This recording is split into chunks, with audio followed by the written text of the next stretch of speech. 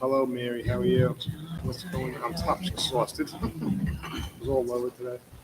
Huh? I was all over the place today. Were you really? Well, that's good, I guess. Yeah. Tons of closings. All right, good evening, everyone. Welcome to the Tuesday, July 26, 2022 meeting of the Town of Islip Zoning Board of Appeals. We'll start by reading the public notice. After that, we'll start by calling each application. When you hear your name called, please step up to this podium. In a loud, clear voice, please give your name and address for the record. We'll start with the public notice. Notice is hereby given that the Zoning Board of Appeals of the Town of Islip will hold a public hearing on Tuesday, July 26, 2022 at Town Hall West, 401 West Main Street, Islip, New York. And the following applications at the times listed or as soon thereafter as they may be reached. At such time, all interested parties will be given an opportunity to be heard. Any disabled person who needs sign language interpreter or special accommodations to attend this meeting is asked to please contact Constituent Services, dated July 25th, 2022. John M. Lorenzo, Chairman. Mr. Chairman, our first application tonight is number 519-22, Kyle and Kristen Stanton. Permission to leave shed having second front yard of 18.3 feet instead of the required 27 feet. Residence A District, southwest corner of Renee Drive, number 328. And Bernice Drive, Bayport, New York. Is there anyone here on this application? Please step up to the podium and in a loud, clear voice, state your name and address for the record, please. Kyle Stanton, 328 Renee Drive, Bayport. How are you tonight, sir? Give a shed, second front yard, 18.3, 27.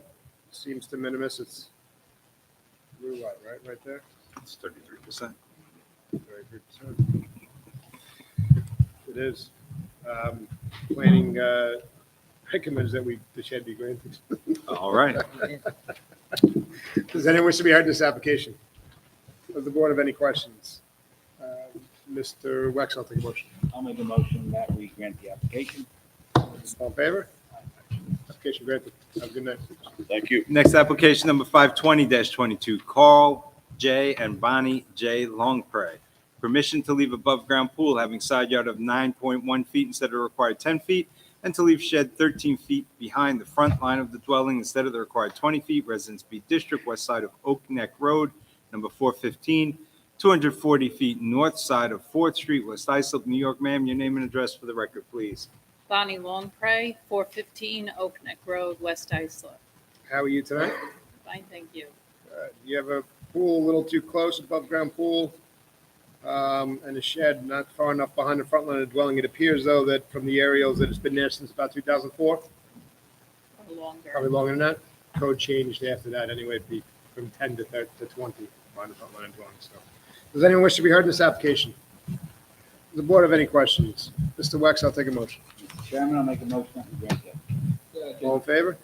Application granted. Have a great night.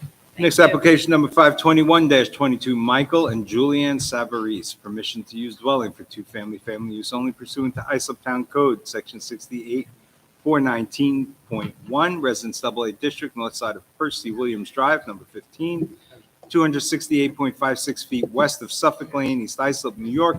Ma'am, your name and address for the record, please. Hi, good evening. My name is Julianne Savarese, and my husband and I are the owners of 15 Percy Williams Drive, East Islip, New York. How are you tonight? I'm well. How are you? Thank you for your time tonight. No, thank you. You're here seeking permission, two-family, family use only. It's based on age. Everything seems to be in order. Correct, Mayor? Yes, the prior owners also had the two-family use only Yes. and renewed it several times. Great. Does anyone wish to be heard in this application? The board have any? Someone say anything? The board have any questions? Mr. Wex, I'll take a motion. Thank you, Mr. Chairman, I make a motion that we grant the application. Great, 3 years. For further, please. Second. Second. All in favor? All right. Application granted. See you in 3 years. Thank you very much. All right. Have a Next good night. application, number 522-22, George A. and Erin E. Santiago. Permission to erect roof over porch 7.83 feet by 12.5 feet, leaving a front yard of 18.07 feet instead of the permitted encroachment setback of 20 feet. Residence B District, northeast corner of Keith Lane, number 809, and Butler Street, West Islip, New York. Sir, your name and address for the record, please. Dennis Oliver, 924 Newbridge Road, Belmore, New York. How are you tonight? Oliver. I am well, sir. How are you? I'm doing great, thanks. What we're proposing to do is to construct a front porch at Mr. Santiago's house, leaving a front yard of 18 feet 1 inch where 20 feet is required. Yep. Hoping the board could approve the application as it stands. Planning's not here tonight. They have some memos in here, that's what I'm reading right now. They don't believe that the relief sought's minimal and it should not have a negative impact or create a dangerous precedent. They recommend to be granted. Does anyone wish to be heard in this application? The board have any questions? Mr. Wexler, I'll take a motion. Mr. Chairman, I'll make a motion to grant the application. Second. All in favor? Aye. Application granted. Next very much, application number sir. Good evening. 523-22, Bryce and Jennifer Walensky. Permission to leave shed with attached roof over encroaching over rear property line onto the land of owner, excuse me. Not having the required setback of 4 feet, Residence AA District East side of Marks Lane, number 85, 883.16 feet south of Montauk Highway, Islip, New York. Sir, your name and address for the record, please. Sure, good evening. I'm Nicholas Pfluger of Bowler Pfluger Architects, 85 East Main Street, Bay Shore, New York, 11706. Tonight I'm here on behalf of Mr. Walensky. We are here today requesting permission to leave a wood-framed shed. It's encroaching over the rear property line by 1.6 feet. You know you have to move the shed onto the subject property. We can't give you, just so you know, Okay. we can't give you permission or authority to keep a structure on property that's not yours. Sure. You cannot, no way, no how, you can say anything you want, but we can't and won't. Right, other property to the east is actually owned also by Mr. Walensky, and that's why we made the application here tonight. I do have the deed if you want me to submit it. So it's owned, but it's still, we can grant you up to the property line and what you do from there is fine, whoever it's owned by, but Gotcha. Okay. I mean, if that's what we can get approved, then it is what it is. because down the line, if Mr. Walensky sells the property to the east, then what do we have? Then we have this shed that's encroaching on the property, right? I'm not saying he Understood. is. Yeah. So as Mr. Wexler says, we can give you up to the property line with that corner. And then Right. after that, it's, you do it. Right. Okay. All right. Does anyone wish to be heard in this application? Does the board have any questions? Mr. Wexler, I'll take a motion. I'll make a motion that we deny the application, however, grant so much of the application that the shed located in the southeast corner of the property may abut the property line, but not cross it. All in favor? Aye. Thank you. Next application number 524-22, Eileen M. O'Connell. Permission to leave deck exceeding 48 inches, leaving front yard through lot of 25.75 feet instead of required 40 feet, Residence AA District, east side of Astor Drive, number 249, 250.73 feet north of Mill Pond Road, Sable, New York. Ma'am, your name and address for the record. Hi, Eileen O'Connell, 249 Astor Drive, Sable, New York. How are you tonight? Good, thank you. So you have a deck and the through lot they're talking about is a paper road. It's not open. Correct. I don't see an issue with this. Anyone else have an issue with this? No. Planning and their memo recommends a grant also regarding Thank the you. paper road. Does anyone wish to be heard in this application? Just one question, I'm sorry, what is the height of the deck? Says exceeding 48 inches. Higher than 48. Higher than 48. Do you know the height I don't. approximately? Second floor? Oh, Looks like, well, yeah, to the access from the second floor. Yes. Okay, I think we should at least note for the record that it is a through lot and that it's 47 feet, 26 feet from the eastern property line, so I don't think that's going to affect the neighbors. We get these where it's 2 feet from the property line. Oh, it's pretty far out, Setback, yeah. 26 and 5 feet, so I just want that for the record.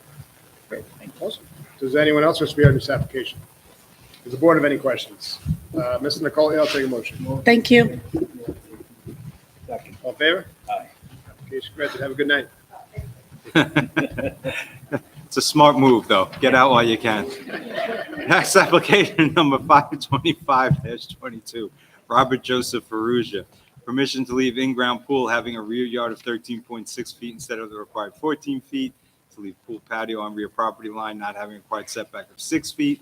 To leave retaining wall on rear property line not having a required setback of 4 feet. To leave gravel parking area on side property line not having a required setback of 4 feet. And to leave 6-foot fence having a front yard of 6 feet instead of required 15 feet. And falling in the site triangle Residence A District, northwest corner of 9th Avenue, number 2230, and Peconic Avenue, Ronkonkoma. Sir, your name and address for the record, please. Good evening for the applicant, Ryan Brown, 44 Elm Street, Suite 5, Huntington, New York, 11743. Ryan Brown, 44 Elm Street, Suite 5, Huntington, New York, 11743. Law Office of John J. Breslin, Jr. Here on behalf of the applicant, stated the request for relief tonight is to seek a pool with a rear yard of 13.6 feet, where 14 feet are required. There's also a patio that abuts the neighboring property and a retaining wall that abuts the neighboring property, not meeting the 6-foot rear yard is required. I passed up a letter of support from the neighboring property owner, supporting that all three of those branches of the relief being sought be granted. That neighbor is also the sister of the applicant. There's actually a gate that goes through the back of the property to connect the two properties so they can share use of the pool. It's kind of like a family compound. The father lives across the street. Also seeking a gravel driveway abutting the property to the north with a 0-foot setback where 4 feet are required. The additional letter that I handed up in support is from the neighbor to the north, Mr. Cornell, supporting that branch of the relief be granted. The planning memo that was issued on the 22nd supports all 4 of the first items of relief sought earlier. Then we have the fence. We have a 6-foot setback, 15 feet are required, existing within the site triangle. If you look at the survey of the application, you can see that there's actually a wide space between where the property line is and where the grass goes out into the right-of-way onto 9th Avenue.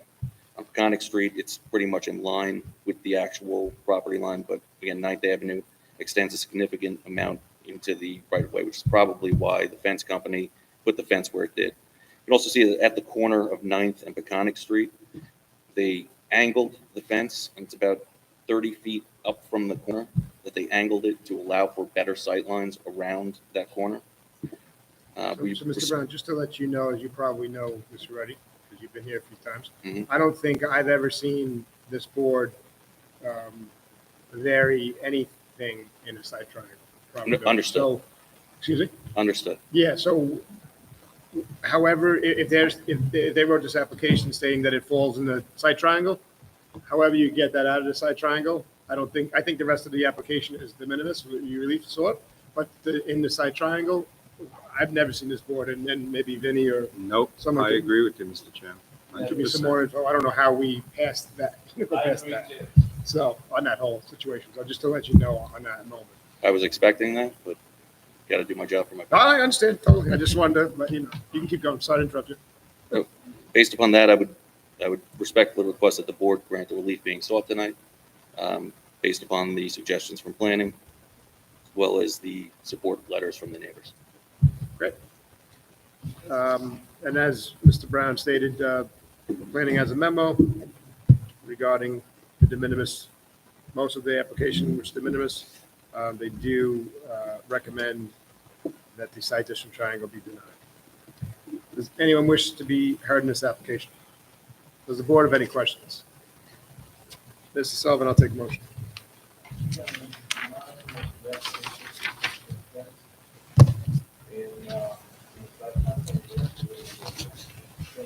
All in favor? Thank you. Very nice, sir. Next application number 526-22, June M. Lopez. Permission to leave cellar entrance having side yard of 5.5 feet instead of required 14 feet. To leave addition to detached garage 9.8 feet by 17.5 feet. An attached roof over having side yard of 1.1 feet, rear yard of 5.7 feet instead of the required 10 feet each. And to leave driveway on side property line not having required setback of 4 feet. Residence B District, west side of Carl Drive, number 1056. 375 feet north of Runyon Street, Bay Shore, New York. Mr. Brody, welcome. Good evening, Mr. Chairman, members of the board. Charles J. Brody, architect, 30 Bethesda Lane, Sable, New York, 11782, representing the property owner. As stated, all three items in the call, homeowner wishes to maintain. Just so the board knows, I was in front of the board in 2020, and these items were on the survey, but apparently never addressed from the zoning department. We are now closing out the CO on the addition, and that's why all these items came up involved.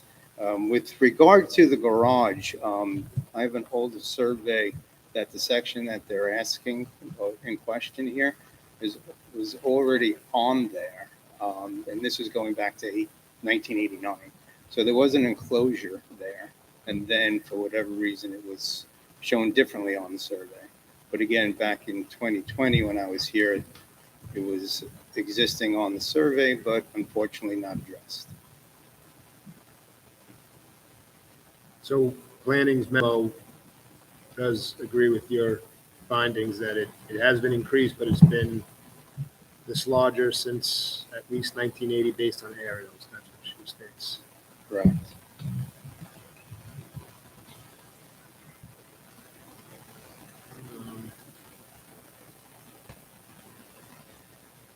So the cellar entrance never to be enclosed, your client will agree to that?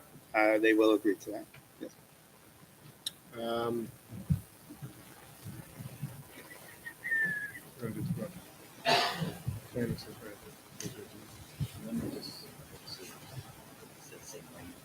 Planning recommends the garage and trailer be granted, with the cellar entrance be granted the condition that it be closed. We would agree to that. So the driveway just. That's it. Okay. Does anyone wish to be heard in this application? The board have any questions? Mr. Sullivan, I'll take a motion. Mr. Chairman, I move to grant the application proviso that the cellar entrance never be enclosed. Second. All in favor? Thank you very much. Have a good night. Next application number 527-22, Jose Rubio, permission to leave roof over, having a side yard of 1.8 feet instead of the required 14 feet. Residence B District, south side of Douglas Street, number 26, 67.93 feet east of Brentwood Parkway, Brentwood, New York. Ms. Trella, welcome. Good evening, Mr. Chairman, members of the board. Roxanne Trella, Dynamic Expediting Services with offices at 1040 Terry Road, Ronkonkoma, New York. How are you tonight? I'm good. How are you? Good. So we're here for a roof over, having a side yard of 1.8 feet instead of the required 14 feet. This is more of a carport, not a roof over. It's in the front portion of the house before the 6-foot fence that leads to the rear yard. It is specifically maintained as a carport, only to be utilized as a carport. In fact, we are actually going to be applying for a detached garage where this driveway will lead to that detached garage in the rear yard. So it will never be used as a gathering place. It is right next door to, again, the front yard of the neighbor. And as far as precedent in the area, I was able to locate only one case, 284-88, where the application was granted for a carport having a side yard of 5 feet instead of the required 14 feet. I also took a survey of the area to see how it matched up with the nature and characteristics of the neighborhood. There are several homes, we counted over 10 homes, where the attached garages were built very close to the property line. We did FOIL all of those COs, but I do not have all of them back to see exactly what the side yards are. But most of them are very minimal, within like 4 to 6 feet from the side yard. If I may, Mr. Chairman. Ms. Trella, you gave us a prior case of 5 feet? Yes. What other cases did you find? So far, that was the one that I came up with that was a carport. So that was the only one? Is That's that a within carport, 500 yes. feet too? 'Cause I'm sorry? is that within 500 feet? Yes. It's within 200. And like I said, most of the homes on this block, as well as the next block over, the attached garage was built very close to the property line. I'm Sorry, which is the subject property? There used to be a blue line.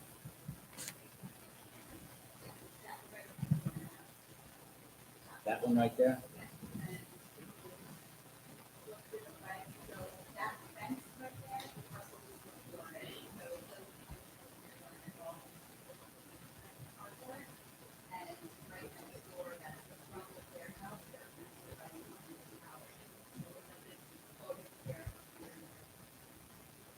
Ms. Trello, what was, or when was the prior grant, the year? Here is 1988. Good year. My wife was born in 1988. Oh, stop it. Great year. I think Mr. Garbarino was 75. Oh, ouch. You can't even wait till he's up. I just looked up and I saw it. Oh, Can I make suggestion? 5 feet may be the striking number. This way, since we granted 5 feet, it wouldn't be out of the ordinary. And so your client would have to cut it back a little, and there you go. Can I just have a second to explain that to him? I mean, if you want to.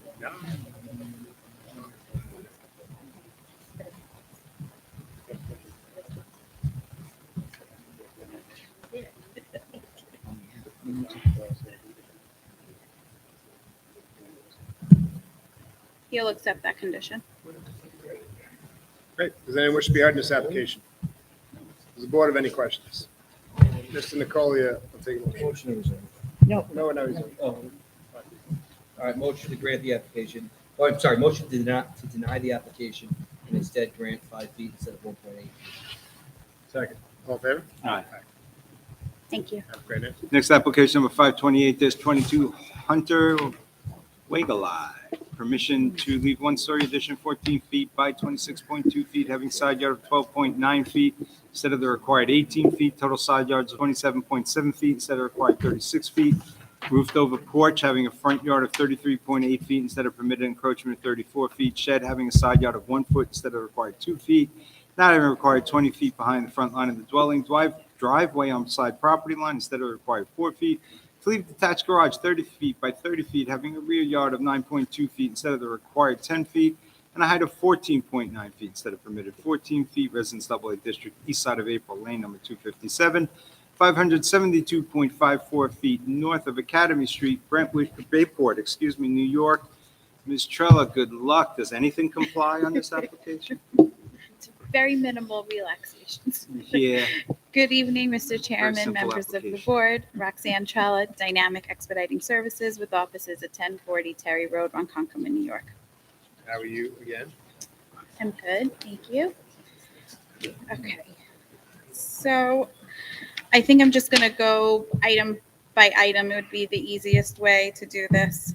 We You have want me to pick the, them off, or you want to go and pick them off? I can follow your lead, good. The frame shed, when was that built? I'm being told in his memo that it was built prior to this zone, the ordinance change. Yes, it was, and it is 11 feet behind the front line of the dwelling. Okay. The driveway, it's gravel. It's I gravel. don't see an issue with that. It seems de minimis. The above-ground pool. The rear neighbor is a school. We had neighbors at school. See that. We have a garage height 14.9 instead of 14. A little bit too high. Tiny bit construction error, same with the rear yard. He complied with the side yard at 10 feet. Rear yard, our fence was a little off, so he ended up being able to maintain 9.2 instead of the 10, And it's against the school. and it's against the school. And also the one-story addition, started at 12.9 instead of 18. It is a one-story addition, always to remain a one-story addition, Correct? correct? Yes, and we do have precedent for that as well. We do? Yes. What's that? I have 713-06 for a one-story precedent with a side yard of 13.8. And then I also have ZBA 438-83 with a side yard of 9 feet instead of 18 feet, which is less than what we're requesting. I also have photos. We did have a building permit back in 1971, and the frame of the structure is on it. It's listed as a carport, but for some reason on the CO, it's not reflected that way. But we do have photos from that year. We have permits, applications, original surveys, and inspection cards showing that the carport was there. The exact location, exact dimensions. Okay, just for the record, planning with regards to leaving the one-story addition with a side yard of 12.9 instead of 18, the relief being requested is not substantial and due to it being one story would have a minimal impact on the affected neighbor. They recommend a grant, just for the record. And the roof over front porch. No, that's just gravel driveway. It's 570. Oh, I see, it's not. Yeah, it's all right, yeah. Test. It's not- You all just have to test. What I do? The pool was not installed immediately. I was wondering where the pool came from. That's what we did. See if anybody wants to be heard on that. On the survey, there was. So the pool was not in the call of the meeting advertised. Correct. I think what happened was there were a couple of denials that had to be revised on this property. I had to get the survey updated and unfortunately had to get the denial corrected 3 different times. We Kind of can't, like denials. Yeah. I didn't even see the So, I'm sorry? It's in the survey.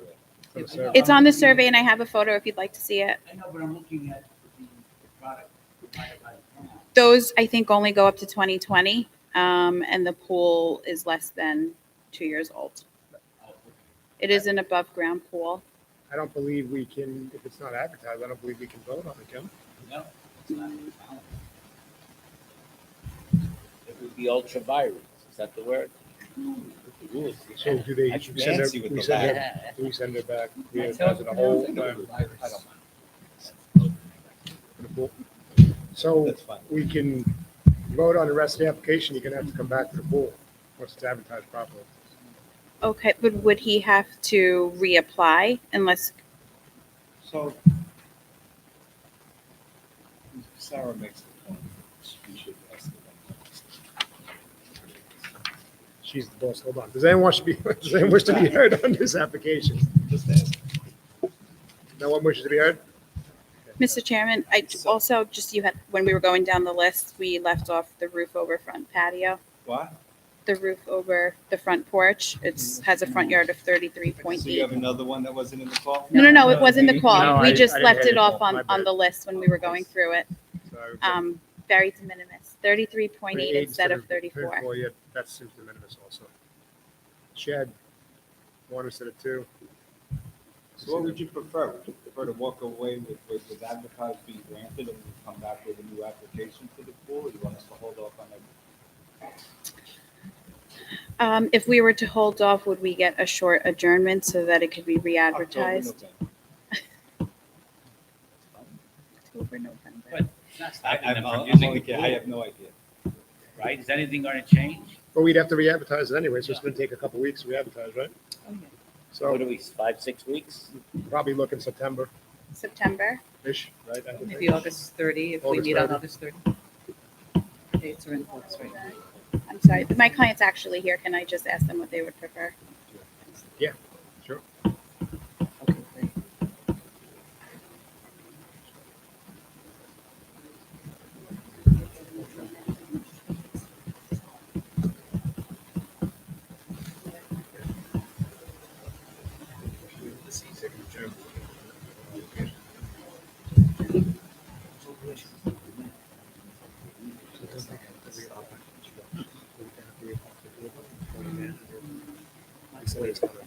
Okay, great. He would like to go forward with today's application and we'll. I'm sorry, I can't hear you. Sorry. He'd like to go forward with the approval for this application Come back and with we the will pool. come back for the pool. Does anyone wish to be heard in this application?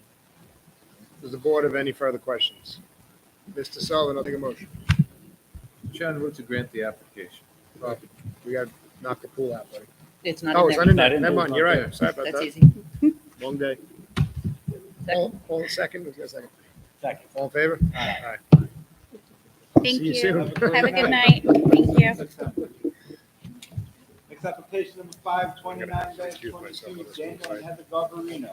Permission to leave roof over porch having side yard of 12 feet, so the required 18 feet, residence Federal District inside of Colorado, number 43, 345.30 feet north of Middle Road, Bayport. Mr. Garbarino, welcome, sir. Prior Thank to you. starting, Mr. Guthrie, I'm going to have to recuse myself on this file. All right, now you're in my hands, Mr. Garbarino. I know. Heaven forbid. Well, this is an application to, the front porch was put on, and it was put on in line with the northerly line of the house, which is 12 feet. I think in balancing the equities and the effect of the request by the applicant, this should be granted. Okay, so have you seen the planning memo on this? Yes, they recommend a grant, I believe. Okay. So anyone in the audience wish to be heard on this application? There being no one, anyone on the board have any questions? There being none, Mr. Wexler, I'll entertain a motion. Thank you, Mr. Vice Chairman. I'll make a motion that we grant the application. Thank you. Second. All in favor? Aye. Withdraw any age jokes I made. That's okay. We'll save them for the next. Well, I'll apologize on behalf of the entire board, Mr. Bovee. Thank you very much. All right, our next application, number 530-22, Therese Rakowski. Permission to leave addition 267 square feet, having a side yard of 2.3 feet, instead of the required 14 feet, and total side yards of 16.7 feet, instead of the required 28 feet. Residence A District, south side of Naugatuck Lane, number 20, 516.71 feet west of Woodland Drive, East Islip, New York. Mr. Garbarino, before you start, I'll show my age now. Is this any relation to Bill Rakowski, our former planning commissioner? Yes, it I see a is. nod. Is that you? And this is his two daughters, Please come Therese up. and Lisa. So I just want to say your father was one of the kindest, gentlest, and best civil servants I ever served with. So I just want you to know that. Well, we thank you for that comment. This is an application that I think this structure that's on the property started as a roofed over patio. All I can figure that it's been there at least close to 50 years. I have a picture that I'll hand up. I have a couple pictures I'll hand up, but I want to point out one of the pictures is of Lisa at her 5th birthday party, which is, her birthday is tomorrow. So happy birthday, Happy Lisa. birthday. So what happened here is this roofed over patio was enclosed. And it's got a side yard of 2.3 feet versus 14, which is the law now. Probably back in, it used to be 10 feet. And that was the situation. You know, this is the only variance that we have on this whole property. This house was built in 1930. If I have a picture I'll hand up, it's an old Craftsman model house that Sears used to sell back in the 30s. Wow. And if you look at the picture, it's recognizable. They used to be order houses from Sears, and they'd send you everything and you put it up. So what happened here is it was built in 32. I verified that with the assessor's office. It was prior to the code. There is no CO for the house. There is no CO for the detached garage, but presumably those structures were there. Then Mr. Rakowski came and got a permit for the rear of the house, a master bedroom, and that was CO'd in 1974. We believe that at that time it was just a roofed over patio, but we're not sure. We can't come to the exact date. But all I can tell you is this structure's been there almost 50 years. Now, yes, I read planning's memo. Yes, I don't know if it's crazily substantial or intensely substantial, the 2.3 feet, but there are factors that mitigate against this not being a great request. First of all, I'm going to hand up some exhibits, which I think are very important. what was, Mr. Garbarino, what was the code, let's say, 50 years ago? 50 years ago, I believe it was 10 feet. I mean, this used to be 8 feet at one point, 4 feet at one point. How long has it been there? At least 50 years. To be honest, I mean, I know the area. It's a beautiful block. I live on Bayview. If it's been there for 50 years, I mean, how could there be a detriment to the character and nature of the neighborhood? It is the character and nature. I'd like to hand up these 3 affidavits. One is from the present owner of the property to the west, and the other is from 2 of the previous owners to the west that almost go back 50 years. I'd like to hand that up first. Thanks, sir. The next thing I'd like to hand up is some photos of the property. This property is substantially screened. You must understand that this little addition doesn't even reach the first floor of the house. It's only a 1-story house. It's below, so it leads credence that it was a roofed over patio. If I hand you these pictures, you will see the screening that separates this property from the house next door. Now, you might say, well, why is that important? Well, you can't see anything as far as this room. And secondly, if you look at the house next door, that's over 30 feet, maybe 35 feet from the property line of this house. The next door neighbor's house, the physical house, is over close to 35 feet west of the applicant's property. You can see from the picture, double driveway, and you can see there's another area between our house and their house, and then there's also an area of a landscaping between the other house to the west. Next, I know one of the concerns of this board is going to be, we're going to start a terrible precedent here. And I did myself, like the old days, a radius map of 500 feet. And in red there, you will see the subject property, and the others that are marked in dark are the only 50-foot lots within 500 feet. If you extend, that's basically 6 out of 60. If you expand that to 1,000 feet, you got 8 out of 110. So I don't see this causing a tremendous precedent. A simple reason of the screening, the distance of the other house, the age of this thing, of this small room. It's only 267 square feet. The property is 200 feet in depth, and it only affects 19 feet, this encroachment. It's Not even 10%. It's not. It's 8.8%. So that's another factor. I'd like to hand up at this time to show you Lisa's birthday party. That's one of the best photos we could find. It's one of the best photos that we could For the find. record, I wasn't invited. Yeah. Oh, no. But thank you. And I think when you look at all these factors, the substantiality of this request is not as it appears. You look at all these factors, and there are cases that say that just because its substantiality is not based on a certain number, it's not based on a percentage. You've got to balance and look at all of the other factors. And I don't see how this small minor enclosure affects the nature character of the neighborhood, the surrounding properties, affects the environmental condition of the property.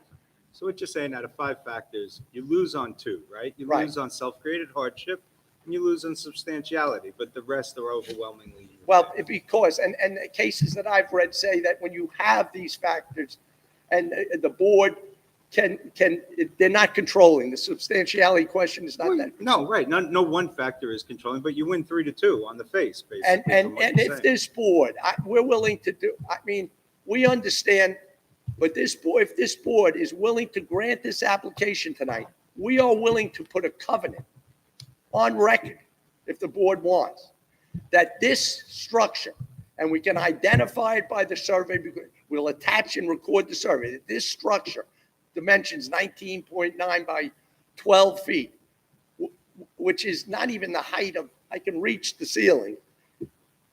We will covenant that we will not change that in any way, shape, or form. That the size of that room will never be increased.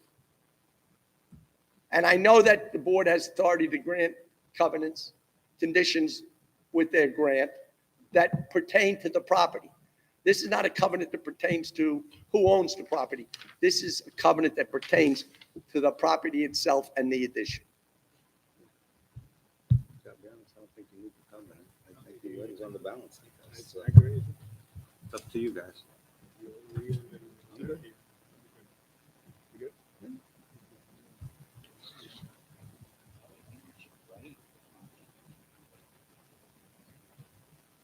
All right, we got Mary keep recording in her brain while Mr. Governor said. Really wouldn't be here.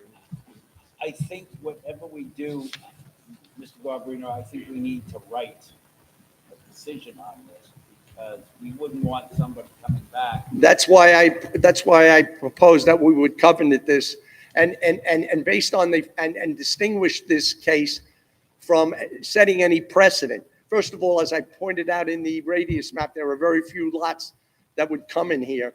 3 of these 6 lots have come in here and got variances. None as great as 2.3 feet. However, I think that if the board specifies the age of the structure, the screening, the distance of the house to the west. I don't think you need a covenant. I think that we. I don't think you need one either. I mean, I think Mr. Rex is right, though. I'll speak for myself. I think you win on the balancing test, which is what we're statutorily charged to do.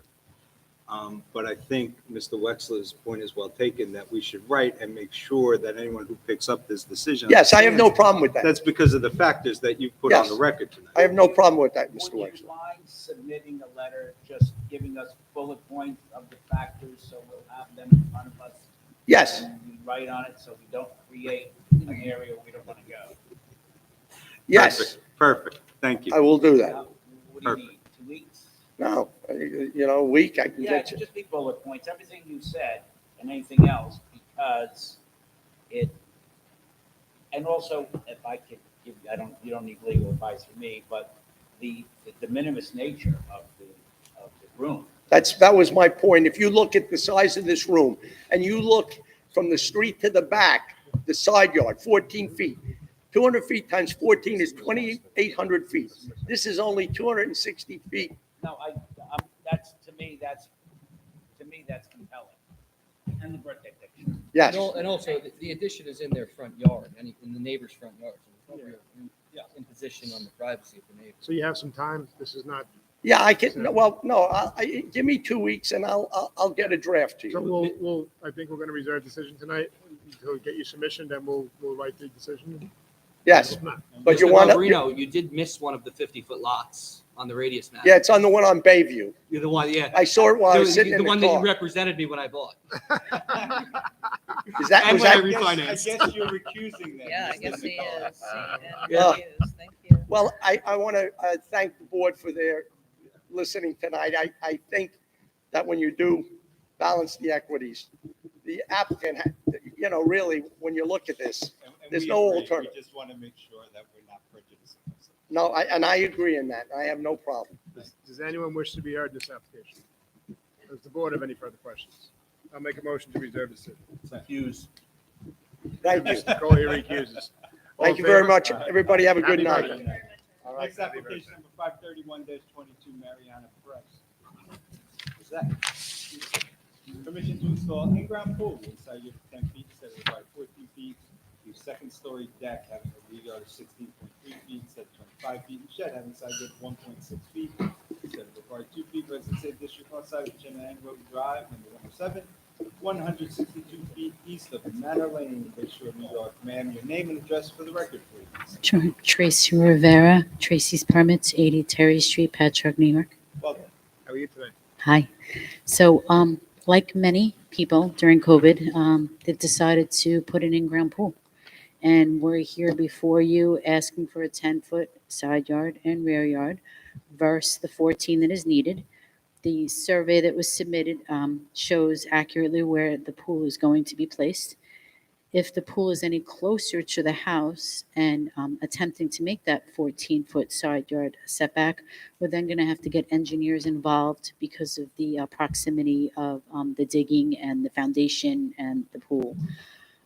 While filing this application, it was brought to our attention that the second-story deck was not legal, leaving us with a 16.3 rear yard setback versus the 25 and the shed.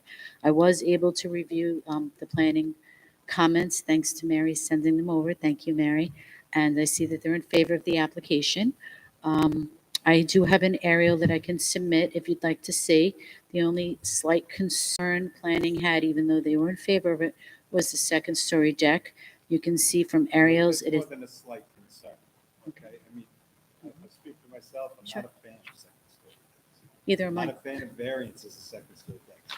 Agreed. But your variance is in the rear where it doesn't seem to affect anyone or anything that I can see from the area. So backyard. Yes. in all fairness, you know, while normally I would be opposed to that relief, I'm not on this application. Thank you. Thank you. I myself don't like second-story decks or applications before the boards either. So, but unfortunately, filing for the pool application, the deck became, was put to light, and we're here to legalize it. It is heavily vegetated.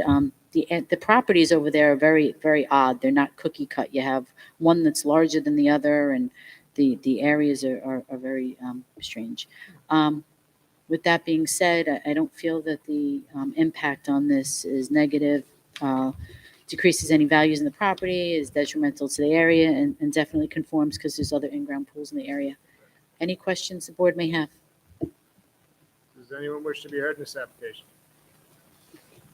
Board of any questions? Just one, you may want to tell your client when they, if this is approved tonight, when they dig that pool, tell the pool company, make sure they go off the property line, not the fence. I Because usually. You'll be back in Yeah, front of just- us real quick. I And then understand you'll say, "Oh, completely. they went off the I fence, not the understand this property isn't line." You don't have my first rodeo, and what I normally tell property owners when they, if the board does grant this, is to have the surveyor go out there and stake out the property to make sure that where they dig is exactly where they're supposed to, so we don't end up back before you and, when I get scolded. Tailor-made Tailor-made to go out there. Yeah. I Yes, completely, also, yes, really. I've already had the discussion with the pool company as well, that they really need to have it staked out to hold someone accountable. Great. Does anyone else wish to be heard in this application? Does the board have any further questions? Mr. McCauley, I'll take a motion. Motion to grant the application. Second, all in favor? Application granted. Have a great day. Thank Next you. application number 533-22, Eric Richard Adams and Bonsier Ellis Adams. Forgive me if I mispronounce that. Permission to erect attached garage 17 feet by 40 feet, leaving side yard of 6 feet, instead of required 10 feet, Wilson Peak District, east side of Wilson Boulevard, number 871, 1,112.48 feet south of Kelly Avenue, Central Islip, New York. Sir, your name and address for the record, please, and who is this with you as well? My name is Eric Adams. I live at 871 Wilson Boulevard in Central Islip, 11722, and this is my wife, Von Seer Ellis Dash Adams. Close. You were close. That was good. Thank you. How are you Don't today? feel as bad. Welcome. How are you guys tonight? Good? Yes, we're doing well. Great. So you seek permission to erect a detached garage, 6 instead of 10. That is correct. On the south side of the property, starting from where the back of the house is, the size of the garage that I'd like to build is above the required or the limit of 500 square feet. The one, I believe my architect has submitted his drawings. I did not bring them with me. Sorry about that. But the size is supposed to be 40 feet by 17, which comes out to 680 square feet. And when we build this structure, we feel that it's going to encroach on the house a little bit where we have the walkway that leads into the backyard.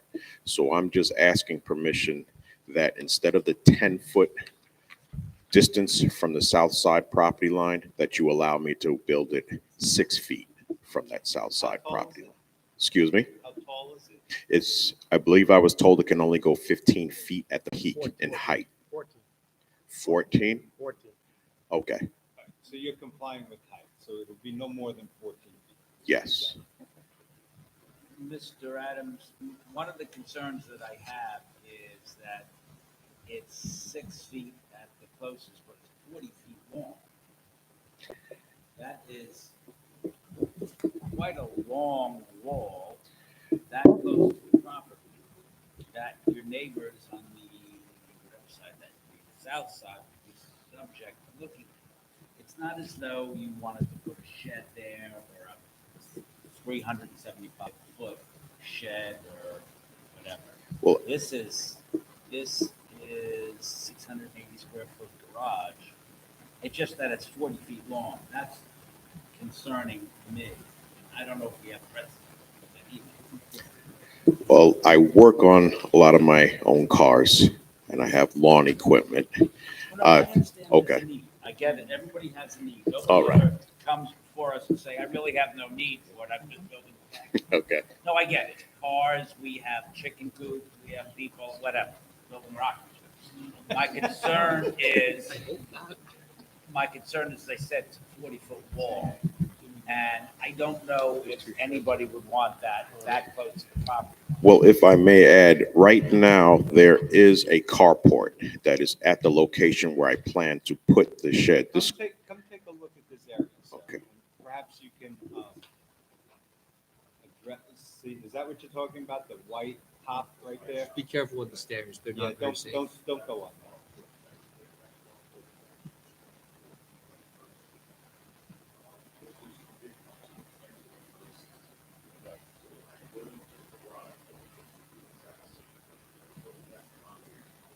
But that's not lawful either.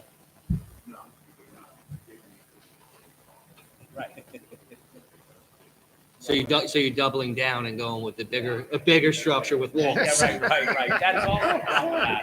I gotta say, I respect it. A carport you Came can in, look through. did it the right way, give credit where it's due. He does have CFCs on the two accessory Yep. structures. behind it. Absolutely. the carport that is there is actually 12 feet high, and I have not gotten any complaints from anybody. I don't think that you've been notified. Would you, just putting it out there, would you consider reducing the size? It's difficult, as I said, 40 feet is a tall ask. You don't have to ask it right now, but I think my take is, at least speaking for myself, the board would like to reserve and think about this. Or increasing the setback, maybe 8 foot instead of 6 foot, moving it over a tiny bit. Well, I have my permits for the 2 sheds, so I want to keep that distance there. The swimming pool that I, Move the sheds. Mhm. Oh, Lord, there goes the rest of my storage You know what I'm space. saying, though, when you build this garage, if you shifted it 2 feet. Yeah, if you just shifted 2 feet, that might solve all your you'd have- issues. You may have 2 the feet. size that you want, you're just 2 feet more to the north. Correct. We're giving you a lifeline. Take it, hold on to it with all of your Okay. strength. I'm not fully understanding. So you're asking for 6 feet for this structure, Yes, right? Code says 10. We're Yes. saying shift it 2 feet to the north, so you have 8 feet. Will vary from 10 to 8, and you can build your structure. Just like you want. so I would need another 2 feet 2 going feet. towards the north. 2 feet, that's it. However you get that, either shifting it, making it 2 feet narrower, using some fancy physics to do it. Yeah, you have to get Jedi mind. The creative. newfangled math. Yeah, right. Well, I plan on Ruler. putting a car lift inside, and that's why I wanted the width to be the 17 feet. I think you understand the Okay. vibe that's coming from the board. All You right. could say no, and my take is we will reserve decision, and then you may get a decision you don't like. So you want me to reduce my size in No. width by No. No. distance? The whole structure 2 feet to the north. Just 2 feet. Okay. Instead of 6 feet you're asking for, 8 feet.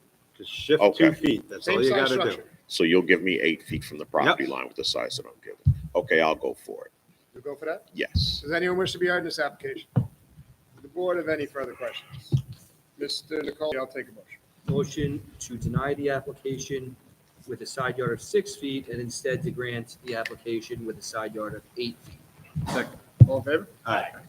Have a great night. Well done. Thank Have you. a great Measure night. from the fence. Okay, Do I not measure promise. from the property line. You'll be back here. We'll make that a blanket warning for everyone in the audience. Do not measure from the fence. Next application has been adjourned. If anyone is here for the application of Howard Rowland and Erin Hennessy, that is number 70 Connect Park Road, that has been adjourned. Requested an adjournment. Oh. Is Is anybody here on the application of Howard Rowland and Erin Hennessy? So, requested adjourn. Are you here? No. Is he? No. So, I guess, open adjournment? Now it's been adjourned. If anyone's here.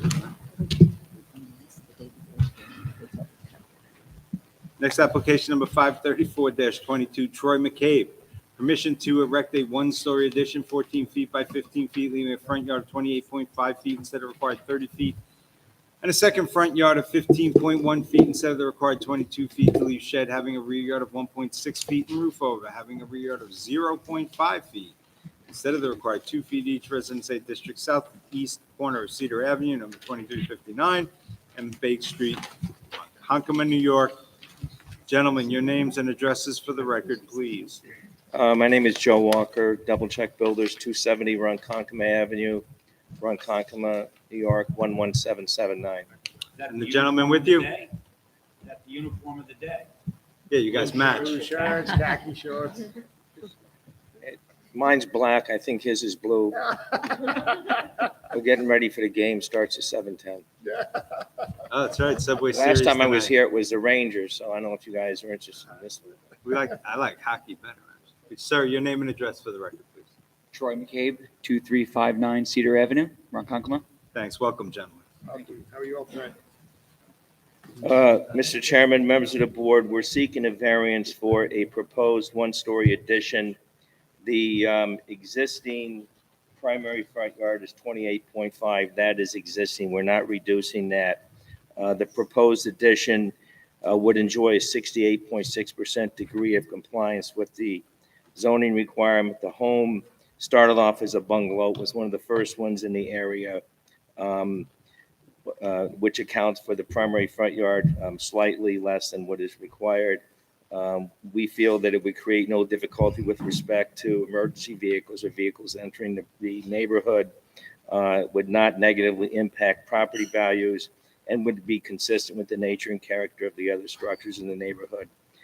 In the past, the board has always tried to balance the needs of the homeowner and the town, so we hope the board would look favorably on the application and try and answer any questions that you It have. holds the same front yard setback as the house as it sits now, correct?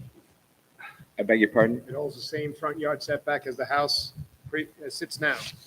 We would be we're holding the front yard setback on Bayek Street and reducing it on Cedar Avenue. Yep.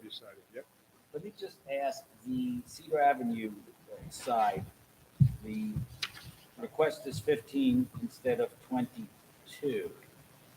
Yes? Correct. Is there any precedent for that? I have looked in the neighborhood. I don't see one, but this house is a bungalow. The earliest CO in the house is 1957. Other houses were built around it. They're more of a tract type house. So there's no, I did look, Mr. Wexler, because I anticipated your question, but I just didn't find anything that would set a precedent. See, everybody knows No, your it would drill. set Mr. a Wexler. precedent. If we granted 15 instead of 22. Reverse logic, isn't it? You said it wouldn't set a precedent. Well, How would it not? No, I said there's nothing there that had had previously set a precedent that we would Rely on. would enjoy that precedent. So we would be the precedent setting. But I mean, if you look at it as a whole and on the balance, it's not, it is 68.6% compliant with what's required.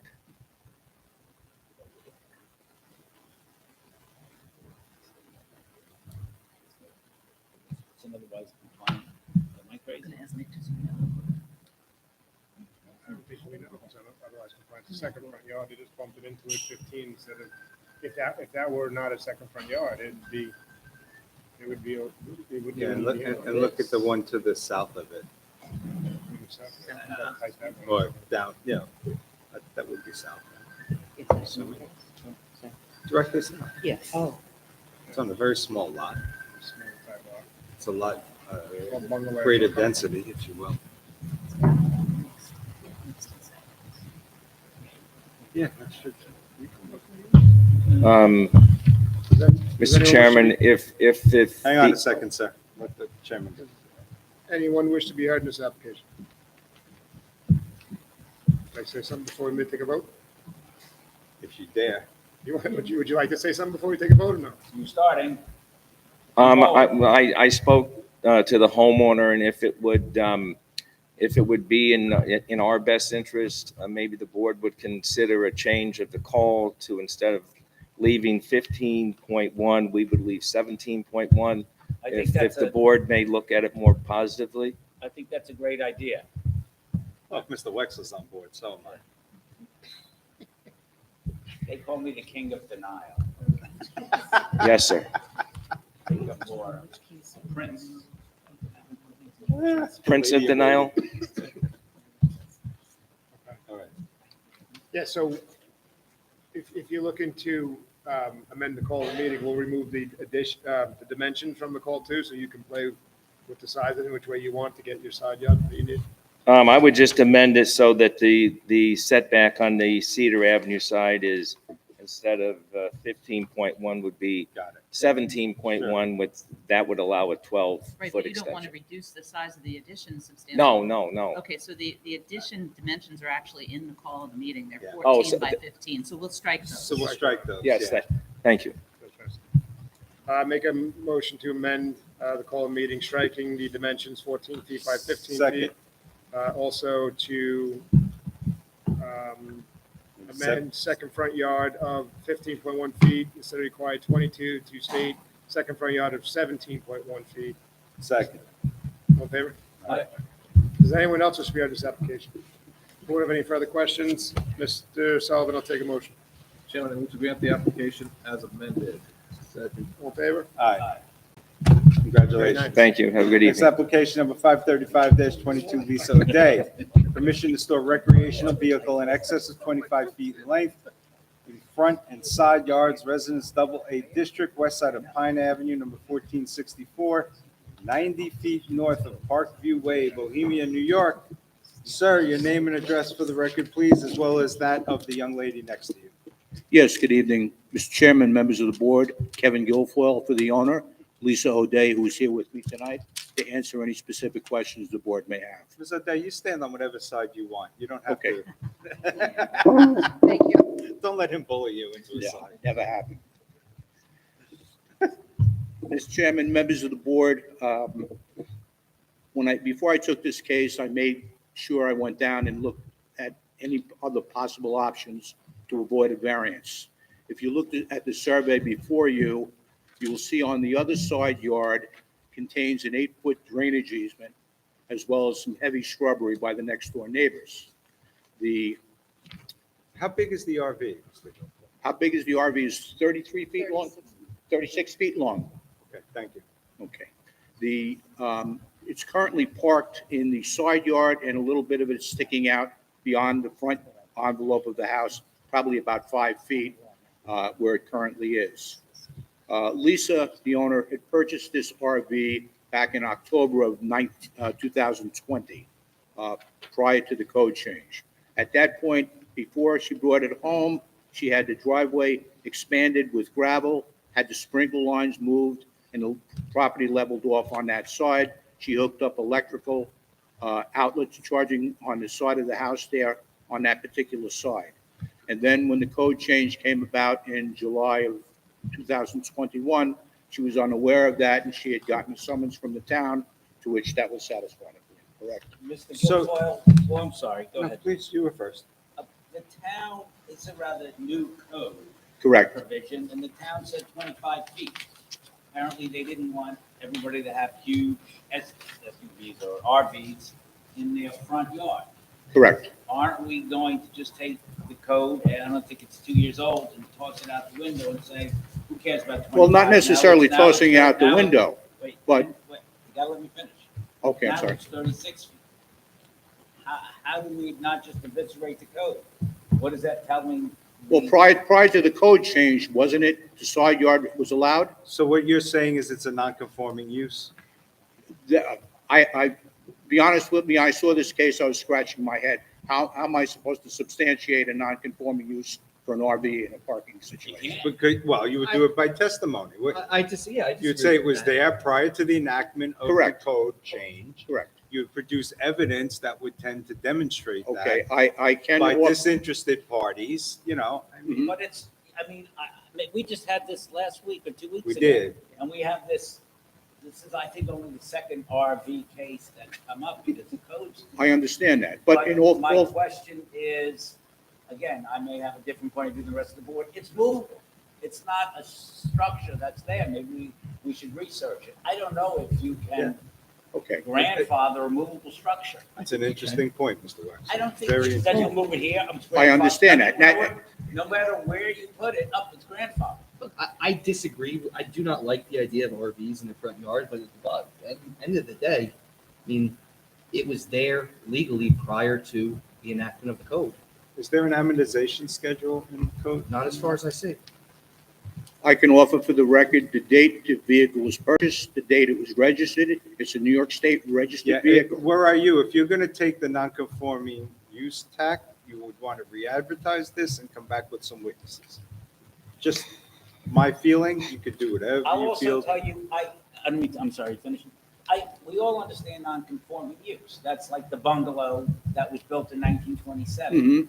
The structure is there. This Mhm. is an RV that, by its very nature, rolls, it moves. Correct. So once you move it, like you take it down, that's But- why I just, hang on. but hang on. yet- Wait, take a deep breath. That's why I disagree, or we're having this internal debate. That's like the bungalow that existed in 1927, and you raised it. Now you lose your non-conforming use. Once you drive off the property, it's not there anymore. You've lost it. Understood. So, Understood. I mean, that's my, I have to do. some Understood, research. okay. However, at the same token, it was the action of the town board that created this code back in July of 21 that theoretically moved the goalposts for my client. My client invested money predicated on the fact that the RV could stay in the side yard and made all of those accommodations for that. And at this particular time after July, that became illegal. Okay, so that investment, now in order to comply, she would have to move the vehicle all the way So back to then the rear again, yard. If you're considering taking the non-conforming use route, you want to come in with financial evidence, receipts, et cetera, of the investment. And with disinterested witnesses and go that route, but we'd have to re-advertise because this is advertised as a variance. You could advertise for both reliefs and the alternative, I suppose, even if it seems inconsistent on I its face. appreciate your But we can't hear a non-conforming use application tonight because Understood. it's not advertised. Understood. That's why and I agree with Mr. Wexler that how can you have a non-conforming use on a moving vehicle? Okay, then that's fine. Pragmatically speaking, what I was looking for from the board was some sort of relief to allow this vehicle to at least stay partially in the side yard. So here's what we'll do. We'll give you 30-foot RV. I'm sorry? We'll give you a 30-foot RV. Can you reduce the size of the RV? Mr. Gopal, I think your best bet. I'm being a here wise is guy, a I'm sorry. non-conforming use application. Can I ask a question? No, I'd like to ask a question if you don't mind. Go ahead. It You're just the chairman. appears from these pictures that it's very easily shifted behind the fence and your problems go away. I'm sorry? You can push the thing right behind the fence and your problems go away. Why wouldn't you If I say push that? it behind the fence, it's gonna be right on top of their swimming pool. But it's behind, they can't say anything. It's behind the fence. It's not in the front yard. You see, No, it's what- still, He's oh, being it's- he's a conscientious neighbor. no, if I push it all the way to the rear yard, we'll be in compliance. Right. Okay, but what I'm saying is that if she pushes it in all the way into the rear yard, it's literally gonna be right on top of their swimming pool. Yeah, But they have nothing to say about that. Yeah. It's in the rear yard. The code doesn't, it I can't know, be the they front don't yard. want it, but at the end of the day, you're saying the applicant doesn't want to have to inconvenience or have an unsightly RV in their backyard. It's too close to their pool. So let me keep it in the front so all of the neighbors have to look at it. No, that was gonna keep it in the side yard and was Or side shielded. yard, so the Okay, neighbors have- however, if by placing it in the rear yard, it not only places it very close to my client's pool, but also the neighbor next door's pool is right on the other side. Okay? Well, let me- So the purpose of the legislative intent of this code was to reduce visual nuisances, okay, by placing it in the rear yard. I submit to this board that if we enact that and push this vehicle all the way back to the rear yard, will we just be continuing that visual nuisance to the rear yard for the neighbor? So let me ask you something. How Behind did the you, how fence, did you get to us tonight? Got some. How'd you get a summons? Would the code enforcement officer drive down the block, see it, and issue a summons? Was there a complaint from your neighbor? It's a violation notice back in October 10th of Right, 21. but what was the genesis of that? Was Somebody it, made a phone call. I'm sorry? So a neighbor complained of it. Okay. yeah, So you kind of get the point, right? Correct. One Just neighbor. one other observation, I'm kind of following, riffing off our chairman. You have plenty of room in your backyard. And it's behind the 6-foot fence. Yeah. You have plenty of room. I'm looking According at to this, I photographs. scaled it out, it looks like it's 33 foot from the edge of the pool to the rear of the property, rear of the house. But again, I understand your client doesn't want it in their backyard because it's who wants to look at a metal structure all day long. Yeah. But then how do we impose that on the neighbors? He's gonna have it imposed on him anyway, he's gonna be looking at it in the rear yard. So you're saying it's the evil of two lessons? The neighbor next door is gonna be looking at, when he's, right now, if that neighbor looks out his front door, he can't see the RV. Mr. Guilfoyle, there's a 6-foot fence between the neighbor and their Yeah. neighboring backyard. You know, the RV sticks over the 6-foot fence. Oh, let's see what anyone has to say. Does anyone wish to be heard in this application? Come on Come up, on sir. up. Name and address for the record, please, We'll ask you folks to step back if you could. if you don't mind. Hi, my name is Charles Drowns. I live at 1460 Pine Avenue. All right, Direct- spell your, You gotta spell your slow down name. and spell your name for the reporter. Charles Drowns, Drowns, Thank you. and I live at 1460 Pine Avenue, next door. You're I right can next tell you door? there was some inaccurate information that I just heard about this vehicle. When the vehicle first came into the neighborhood, it was parked on the front lawn, which kind of gave me some concern. And if I can, I'd like to provide some pictures of it being on the front lawn. Sure, sure. And there was a, Hand them to this young lady. Hand them to the officers coming down. and basically, it was pulled up, nosed in onto the front lawn. Then there was a makeshift gravel driveway placed in it. On top of that, as I started to complain about it. After that, her solution was to park it in the street and right behind my apron, where no one could see getting in and out of my driveway. Basically, it is an eyesore. I look to my left, I can't see down the street. It's got exhaust, it's a diesel engine. I smell fumes. There's nowhere for the fumes to dissipate. It's either gonna go into my windows, my neighbor's windows, if the windows are open. It's been stored on jack stands, which is very unsafe. Those things can wobble. It's on a stone base. It can shift. That's another concern. Kids play baseball, basketball in the street. Their ball may go underneath it when it's on a jack stand. The vehicle is always plugged in, where sometimes I hear the inverter humming all night, which is kind of louder than a pool pump.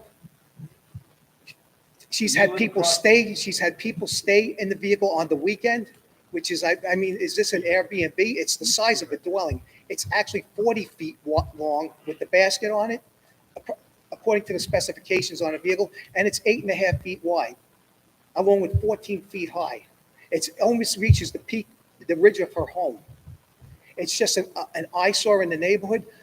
My neighbors behind me, they all have recreational vehicles. They keep them within town code behind the fence. I saw from one of the photos you handed up. They comply. They have pools and they have sheds, and there's no complaints whatsoever from me. This happens to be a commercial vehicle. It's a Class A motorhome, which is kind of what's considered in the Federal Safety Motor Act. What?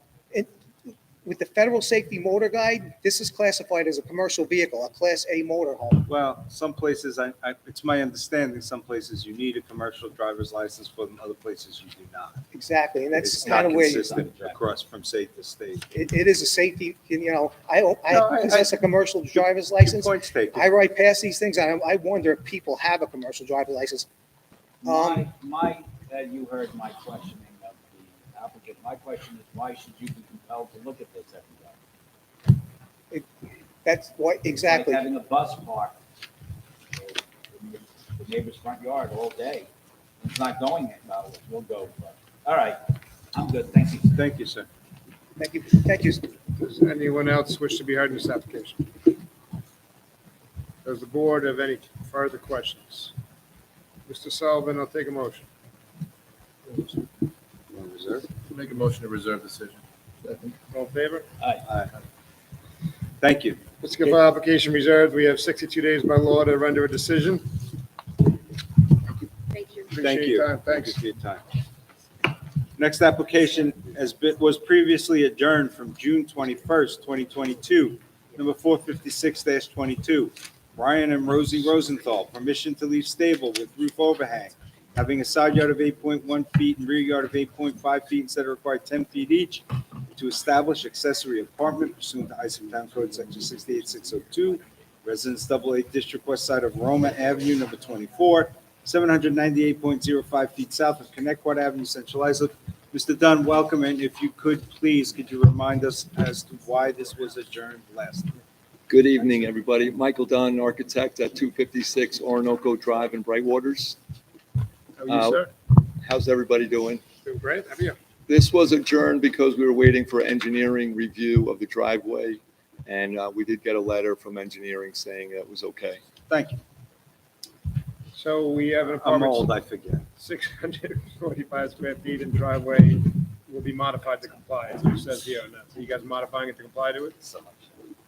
Yes, whatever modifications from engineering will be modified.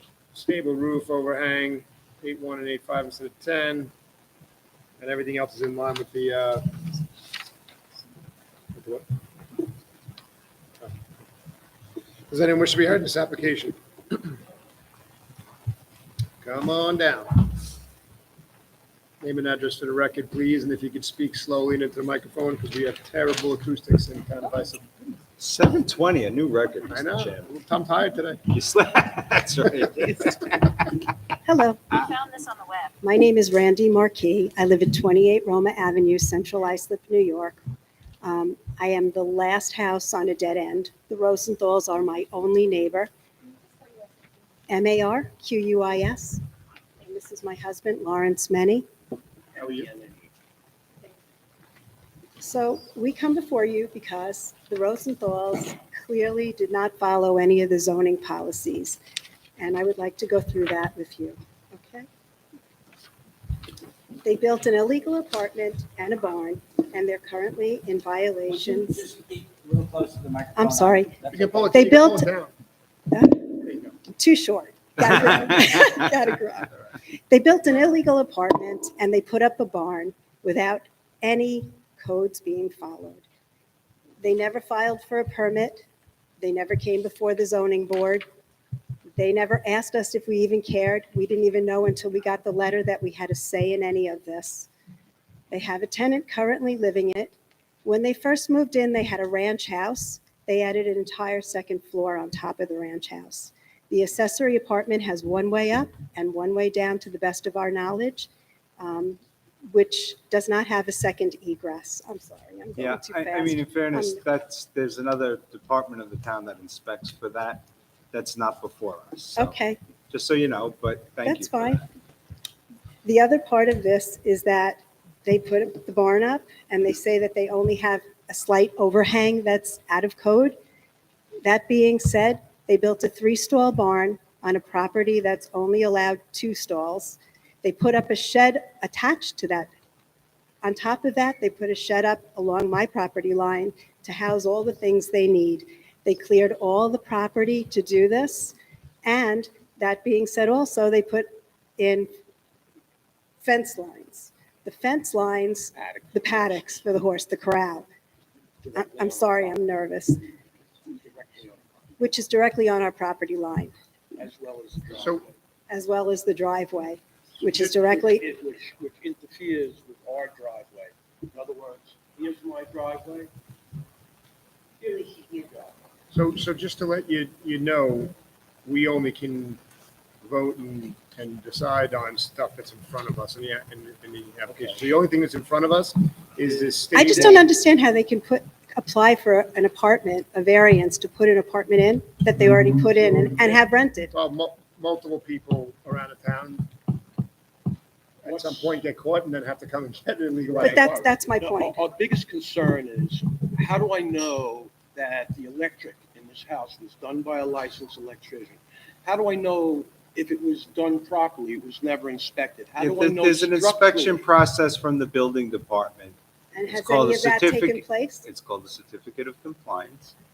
It's over a certain age and it's been there that you can get, you still need licensed professionals to sign off on things. So that's the building department. But what the chairman is telling you is you're here for two things. 4/10 of a foot of the overhang, which goes too far, okay? And a rear yard of 8.5 feet instead of the required 10 feet. But I don't I'm sorry, I misspoke about the overhead. It's a side yard of 8.1 instead of 10 and a rear yard of 8.5. So it's a little bit too close. So everything. By less than 2 feet in each So direction. it's okay to have more horses than you're supposed to? That's And not it's okay- before, but but that's no, not wait. before us. We're not saying it's So it's, okay. so in What we're my, saying is that's not before us. There's two things before us. That's all we can talk about. We appreciate what you're saying, but so we it's only have okay in the town jurisdiction of over Islip two to put in issues a tonight. illegal the apartment. rest you really need to go to the building department. Okay, we'll go about. there. Yeah, All right, I'm what sorry. about- I That's Can I mean, ask you one other question? Sure. One of the codes here says that if you have an accessory apartment and it changes the look of a single-family home, I Right. guess you've got the number. Right. Well, he put a second-story addition on there, which is totally onto a ranch house, which totally changed the physical appearance of the house. Except he doesn't need any zoning relief for the second story addition, apparently, because that's not been sent to us to approve. So Okay, he can so, build that, it appears, Mhm. as of right, without any need for variances.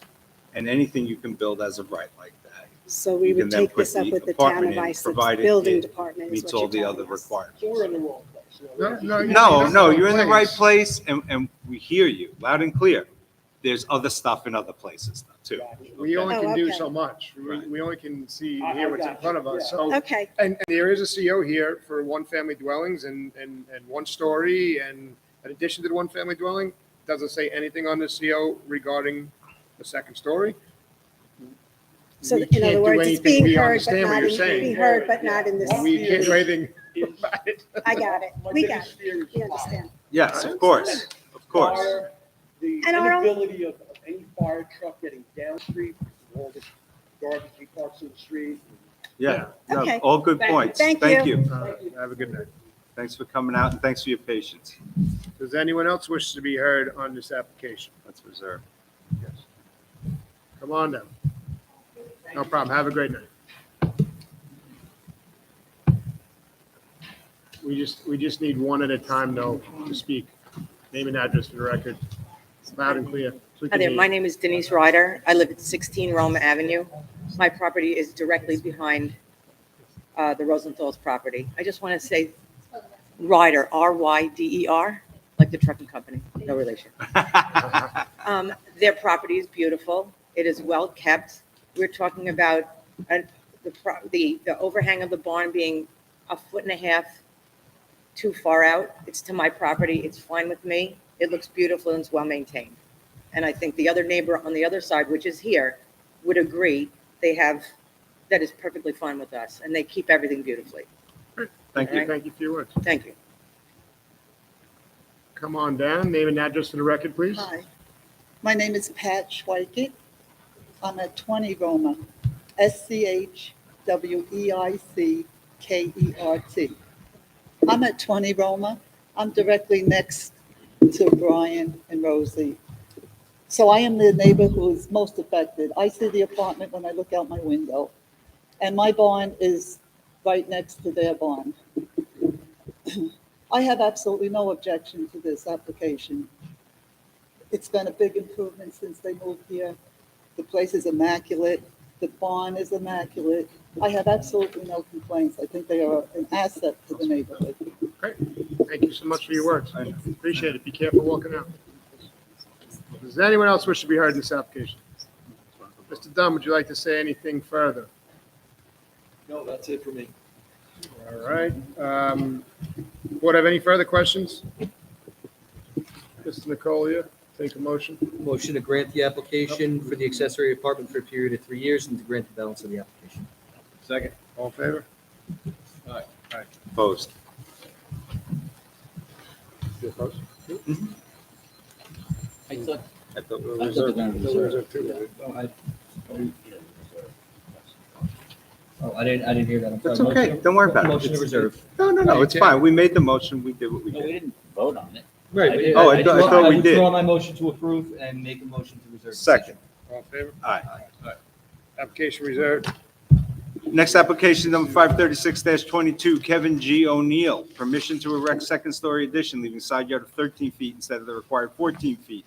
Floor area ratio, 29.98% instead of permitted 25%.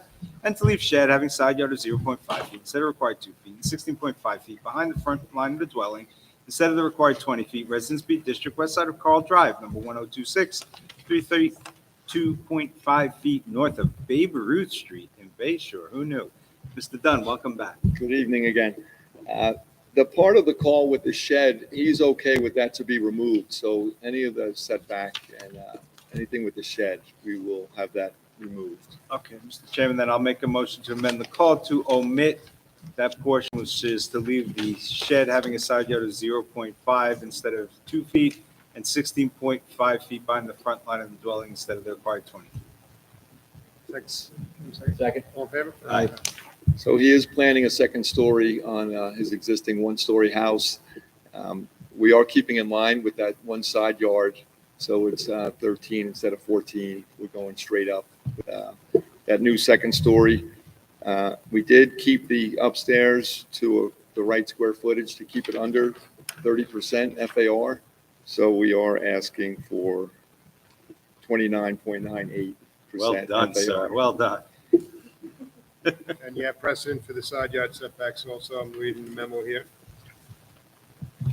How did you bring it in to 2/100 of a square foot? I think we got lucky. That's just the way it worked out. No, Mr. Dunn, you're being too humble, sir, too modest. sir. Singapore man. You're an experienced architect with extraordinary Like the width skills. of a pencil, isn't it? Does anyone wish to be heard in this application? The board have any further questions? Ms. Nicole, I'll take a motion. Motion to grant the application. Second. All in favor? Aye. Next application for the trifecta, Mr. Dunn, number 537-22, 3333 Veterans Highway Corp. Permission to utilize 33.46% of multi-use building for personal service instead of permitted 25% pursuant to Islip Town Code, Section 465A17 in the ICD District, northwest corner of Veterans Memorial Highway, number 3333, and Lewis Kasuth Avenue, Ronkonkoma, New York. Mr. Dunn, welcome back. Thank you. So I'm here for Mr. Madonia as the owner of the building. He bought the building in 1995. And horse, that retail, the big tenant is the horse sales. You know, it's close to Connecticut Park, so it's retail for anything in the horse. Is this that riders. bridal shop that's there? Yes, big bridal shop that's been there for more Long, than long 20 time. years. He also Bridal has is in horse bridal or wedding bridal? the Horse bridal. bridal. Oh, okay. They have just about the whole building. The two middle units are for the horse. And it's, so is this an expansion or is this just No legalizing? legalization. I'm sorry? It's a legalization of the building. It Okay, never so had a this is the one CO. that's been there for umpteen years in the Yes. same exact configuration, Yes, and you're just looking to legalize that. yes. Okay. So The- clearly no adverse impacts. None. Okay. Thank you. Does anyone wish to be heard in this application? The board have any questions? Mr. Sullivan, I'll take a motion. Chairman, I move to grant the application. Second. All in favor? Aye. Application granted. Thank you very much. Have a good Clean night. sweep, Mr. Dunn. Well done, sir. No denials. There you go. Hall of Famer. Next application, number 538-22, Michelle Aiello, permission to install in-ground pool, leaving second front yard of 10 feet instead of the required 27 feet, side yard of 10 feet instead of the required 14 feet. To install pool patio, leaving a second front yard of 7 feet instead of the required 22 feet. To install pool equipment, leaving a second front yard of 6 feet instead of required 27 feet, and to erect 6-foot fence on front yard property line, not having a required setback of 10 feet, Residence A District, northwest corner of Keswick Drive, number 168 in Tracy Lane, East Islip.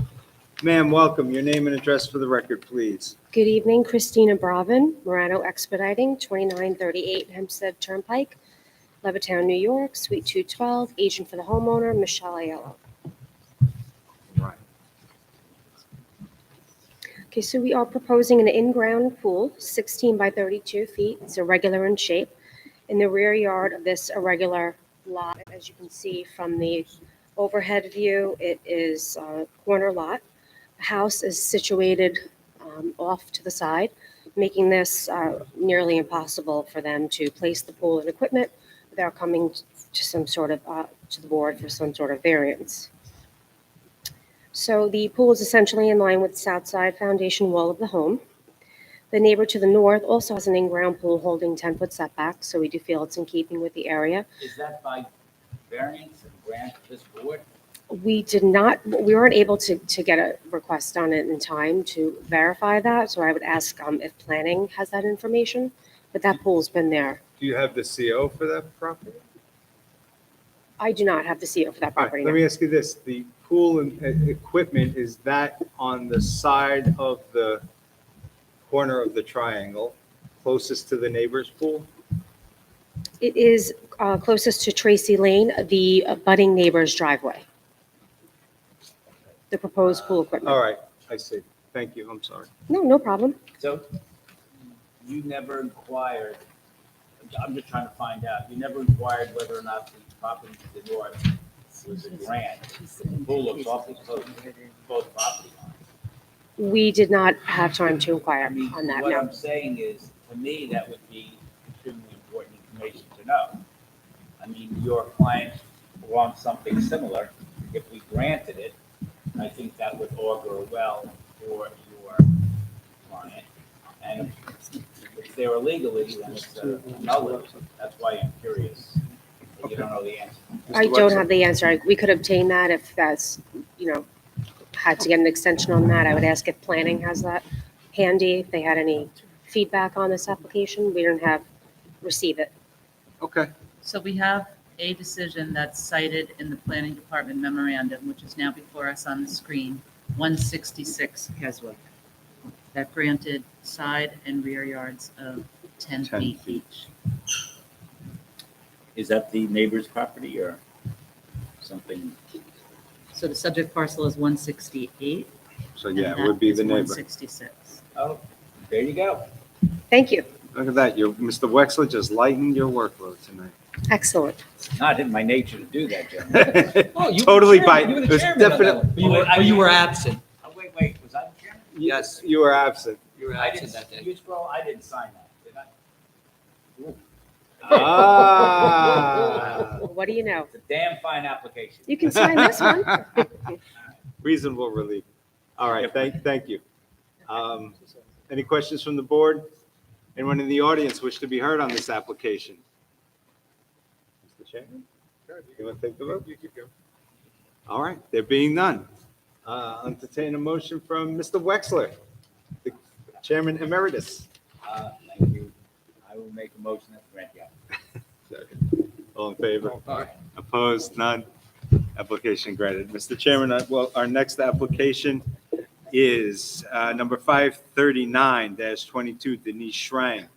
Permission to leave roof over on front property line, not having required setback of 25 feet to leave driveway, having side yard of 1 foot instead of the required 4 feet, and to erect a shed, having a front yard of 15 feet instead of the required 45 feet, not having 20 feet behind the front line of the dwelling, Residence B District, southwest corner of Twin Bark Avenue, number 325, and Class Avenue, Holbrook, New York. Welcome back. Christina Bravin for the record, Morano Expediting, agent for the applicant. Mrs. Denise Schrang. So if I could ask the officer to pass up, I'd like to pass up 2 letters in support. He's coming right behind you. Perfect. One being from the Holbrook Fire District. And in addition, there are 14, photograph was replicated of the front of the house with specifications on what the application contains. And so there's 14 endorsed photographs of the surrounding neighbors in support of the application. Thank you. Okay, so they're requesting permission to leave a front roofed over porch. It's on the front property line. She did not even know that that was her front property line. She just assumed that it went to the curb. So the front yard is actually town right of way. The roof over is necessary to keep snow over the years until this was built about 3 years ago. She was rescued several times from the fire department. They had to dig her out. There were tons of drifts.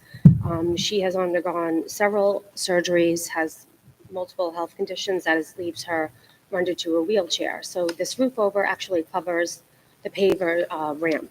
It's a slight gradual increase of the front door because the front door is only set a few inches above grade. So that's the reasoning for the roof over. So you're saying that the roof over is needed to cover the ramp? It covers, it helps, yeah, to shield the front door and the ramp so that But when that's not she, the only reason it's there. Or is it? that is the reason why they built it, yes. Approximately 3 years ago when she was wheelchair bound, So you're asking, and is she still wheelchair? on and off depending on the, Okay, so you're asking Condition. them for a reasonable accommodation, right? Yes. For a handicap? correct. And the letters in support from the fire department and one of the Yeah, okay. abutting neighbors actually explain I the just wanted to conditions over the understand years. it in my own head. Thank you. Sure. I'm sorry, I'm just reading, I was looking at the survey. Permission to leave roof over on front property line not having required setback of 25 feet. I'm sorry, I didn't catch what you said. What is, it doesn't have the required setback of 25. What is the setback? Like about zero. The setback is technically 0. The front yard, So 0. correct. The house itself was built with 8.3. Well, I'm not sure I was built with 8.3. You have a ZBA approval from 1984 That was allowing. before Mr. Wexler's time. for the Yes. record. Yeah, allowing, with a grant for the applicant enclosed front porch and extended closer to the street than allowed, leaving a front yard setback of 8.4 instead of required 15. And they went on to say, although the board strongly frowns on front yard setbacks coming closer to the street, this is an old non-conforming house already set too close to the street, and there are numerous houses in the area that have done the same thing. And that was an 8.4 on a ZBA approval from 1985. How do we grant 0? I mean, people have come with a 70% relaxation, a 75. Well, I'll tell you, how you can grant 0, again, as a reasonable accommodation for a person with a handicap that would argue in favor of granting that kind of relief under those extraordinary circumstances.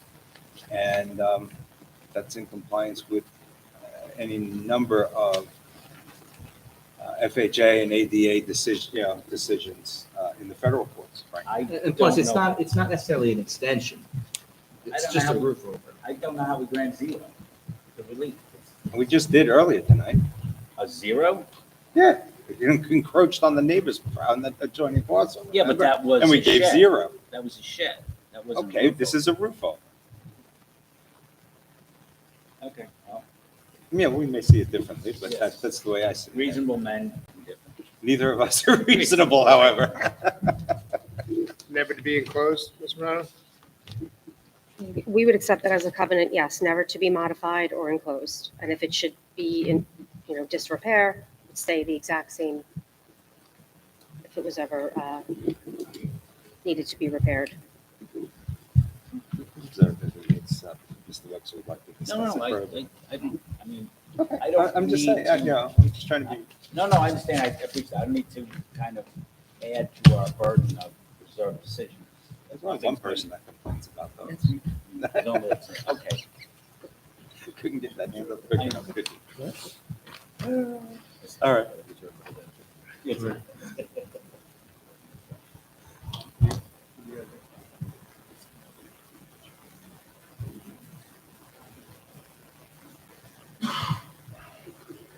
I would like, But I mean. You would like what? I would like to reserve Peter Armando. Okay. I'll go along with that. So none of these pictures, they're great, but none show the ramp, like from the driveway to the patio. The patio under the roof over is a bit raised in these pictures. Yeah, that's what we're looking at, I believe. I have two sets here. I just want to make sure you have the same. Unless Jay broke them up and I missed them. Yeah, where did Jake go with that stuff? Didn't you get these? I don't see it. Do you have the one that includes the Oh, wait, fencing? let us look at, we have that with the 4 on the one page, we have that. I have We're two just looking sets. at what you handed up tonight, hold What on. we're looking at says at the top, 325 Twin Bark Avenue, Hope.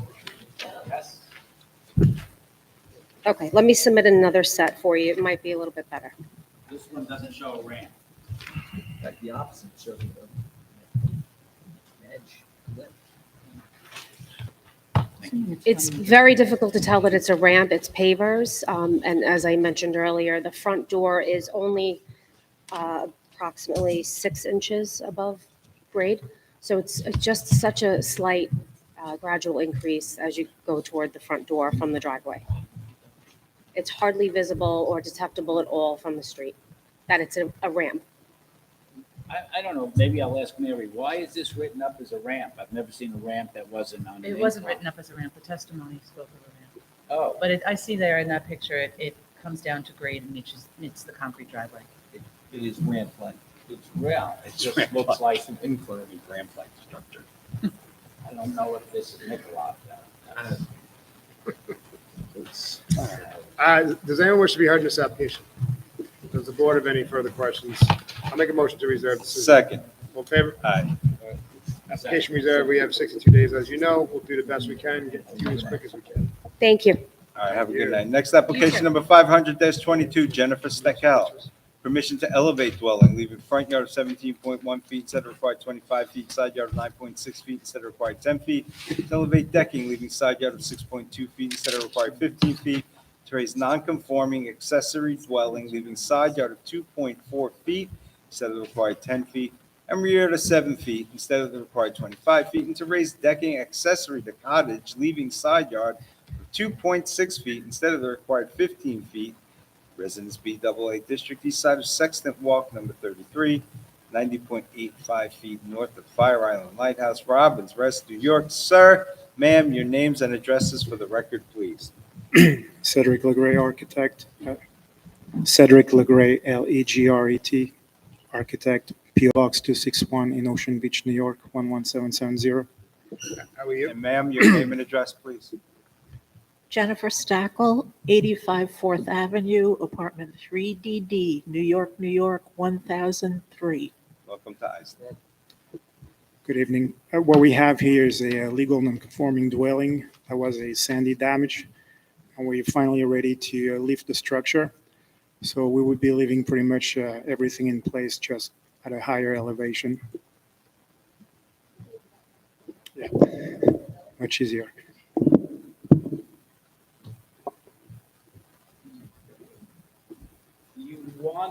You have, I'm looking at the survey as I've had in front of you, sir. And Yes. the deck on the, I don't see a compass. Yeah, there's a small front deck on the Okay, so walk that would side. be on the west. Correct. Westerly property line. It's 2.6. Well, we'll try to conform as much as we can. I and- know, but let me just finish. I understand what you're saying, but it's 2.6 at ground level. Now, when you raise it, and it's that much closer to, We elected not to raise that deck. We'll have a new stairway going up to the front of the house. So that's why we're requesting the 17.1 front yard instead of the one you're pointing at. so the deck, let's just so we know, it reads deck 15.71-story frame building. That's not being raised, correct? That's correct. That's staying where it is, same height. Most likely be demolished. Okay, thank you. So, planning's memo, basically recommends the dwelling, decking, accessory cottage, and associate decking be granted. Does anyone wish to be heard in this application? There is a letter of opposition regarding how high the house and cottage are to be raised, and walkways. But obviously, that's not, the height will be taken care of with the inspection. Unfortunately, none of us have a say when it comes to the height. I mean, those are FEMA requirements. You're not seeking relief from the height. We will be, we'll be conforming with the code. Understood. Thank you. Does anyone else wish to be heard in this application? Does the board have any further questions? Mr. Wexler, I'll take a motion. Thank you, Mr. Chairman. I make a motion to grant the application. Second. All in favor? All right. Application Thank you. granted. Next application number is 540-22, Joseph Habib. Permission to erect first and second story additions, leaving floor area ratio of 29.2% instead of the required 25%. Residence Double A District Northeast corner, of West Oakdale Street and Brookdale Avenue, Bay Shore, New York. Welcome. Thank you. Thanks for your patience. Name and address for the record, please. Amy DeVito, Woodhull Expediting, with offices at 1031 Main Street, Port Jefferson, agent for the applicant, Mr. Habib. How are you tonight? I'm good. How are you? Great. Mr. Chairman and members of the board, we are proposing a first and second story addition to enlarge the home to accommodate the growing family. And as such, we are at 29.2 FAR instead of the permissible 25%. We did that because we see up to 30%, right? I did. Yes, that's perfect. There's a method here. Wonderful. Does anyone wish to be heard in this application? Does the board have any questions? Mr. Nicole, I'll take a motion. Motion to grant the application. Second. All in favor? Aye. Sorry to cut you off, but I figured to save you from. It's no problem. Let's see if you can go 2 for 2. Next application number 541-22, Nancy Farrell. Permission to establish legal nonconforming use of attached garage conversion to livable space, RRD, southeast corner of Oak Street, number 3, and McFarland Avenue, Central Islip, New York. Ma'am, welcome back. Again, your name and address for the record, as well as the 2 young ladies on each side of you. Amy DeVito, Woodhull Expediting, with offices at 1031 Main Street, agent for the applicant. I have with me here Nancy Farrell to my left, and I have her mother, Leticia Perez, to my right. And they both reside at the premises as well? No. Leticia does not reside at the premises. This is Nancy Farrell's home. So I just want to give a brief history on what transpired. So my client, Nancy Farrell, purchased the home in 2004. When she purchased the home, the garage conversion existed already. So she purchased it in that condition. The house unfortunately went on fire in 2021. And as such, they applied for a building permit. I did not apply. They applied on their own. They applied for a building permit with architectural plans to repair the fire damage and also maintain the garage conversion, which is a family room that's used for Mrs. Farrell's children to hang out and play. Mrs. Farrell is the only resident of the premises, along with her 2 underage children. She has 1 car that's parked in the driveway. So her mom is here why? Her mom is here as a disinterested party to attest to the fact that Did you say a mother is disinterested in the application of the yeah, well, the mother is, as far as the legal definition of a disinterested party, it doesn't explicitly exclude relatives. She does not live in the house, has no financial interest in the house. Isn't she within the first degree of consanguinity? Ooh. Well, that I wouldn't know, Mr. Wexler, because I do not have a law degree, but I'm just explaining that. I'm telling you, as a matter of law, the mother is within the first degree of consanguinity of the daughter. Okay, so with that said, Hang on a second. The That said, when you say disinterested, that's not, Well, she has no interest in the home. She's No- not an no. owner. She does not reside there. She does not rent there. She lives at her own residence, There's no which, financial interest, you're that's saying. correct. We get it. We No understand. pecuniary. Yeah, we Yes, understand. we're going to have you come up in a minute. And I'm sure it's So lovely. we submitted 3 affidavits, 2 from friends and then 1 from her mother. So with that said, from what I surmise from the code, it is mostly dedicated, and the purpose of it was to make sure that the area in this zone was, when houses were being redeveloped and/or what's the word I'm looking for, repaired and/or renovated, they stayed within a certain look. So in this particular instance, although the garage is converted, as part of the new application, which is under permit right now, the facade itself is staying the same, less the garage door, because a garage door cannot remain if there's living space behind it. So we, I'm just trying to get my, there was an existing garage. There was some sort of fire. the home was certified with a garage. When my client purchased in 2004, the garage was already converted. In 2021, a fire occurred. So a current permit application, and actually issued permit in the building department, is to maintain the garage conversion along with the fire damage repair. Okay, so with that said, the way I see the intent of the code is that it's really for more aesthetic purposes. The facade of the home is actually staying exactly the same. The garage is still just a 1-story, or what was the garage is just a 1-story with storage above. And we, instead of the garage door, which is not legal under state fire code, was removed and windows were installed to keep with the same facade look as if it always had existed that way. I did submit plans where you'll see the elevations showing how the front of the home looks. I do have a copy here if the board wants to see it. And I'm happy to answer any questions the board may have.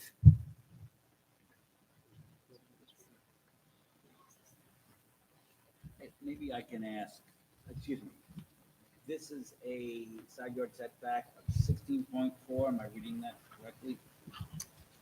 Yeah, the RRD has kind of dimensions that we're not really used to. Right. 16.4 instead of, Instead of what? oh, this is not a variance we're application. not Oh, here it's to a trick non-conforming question. use, but- This is to establish legal non-conforming But what use. would it be, 14 feet, 10 feet?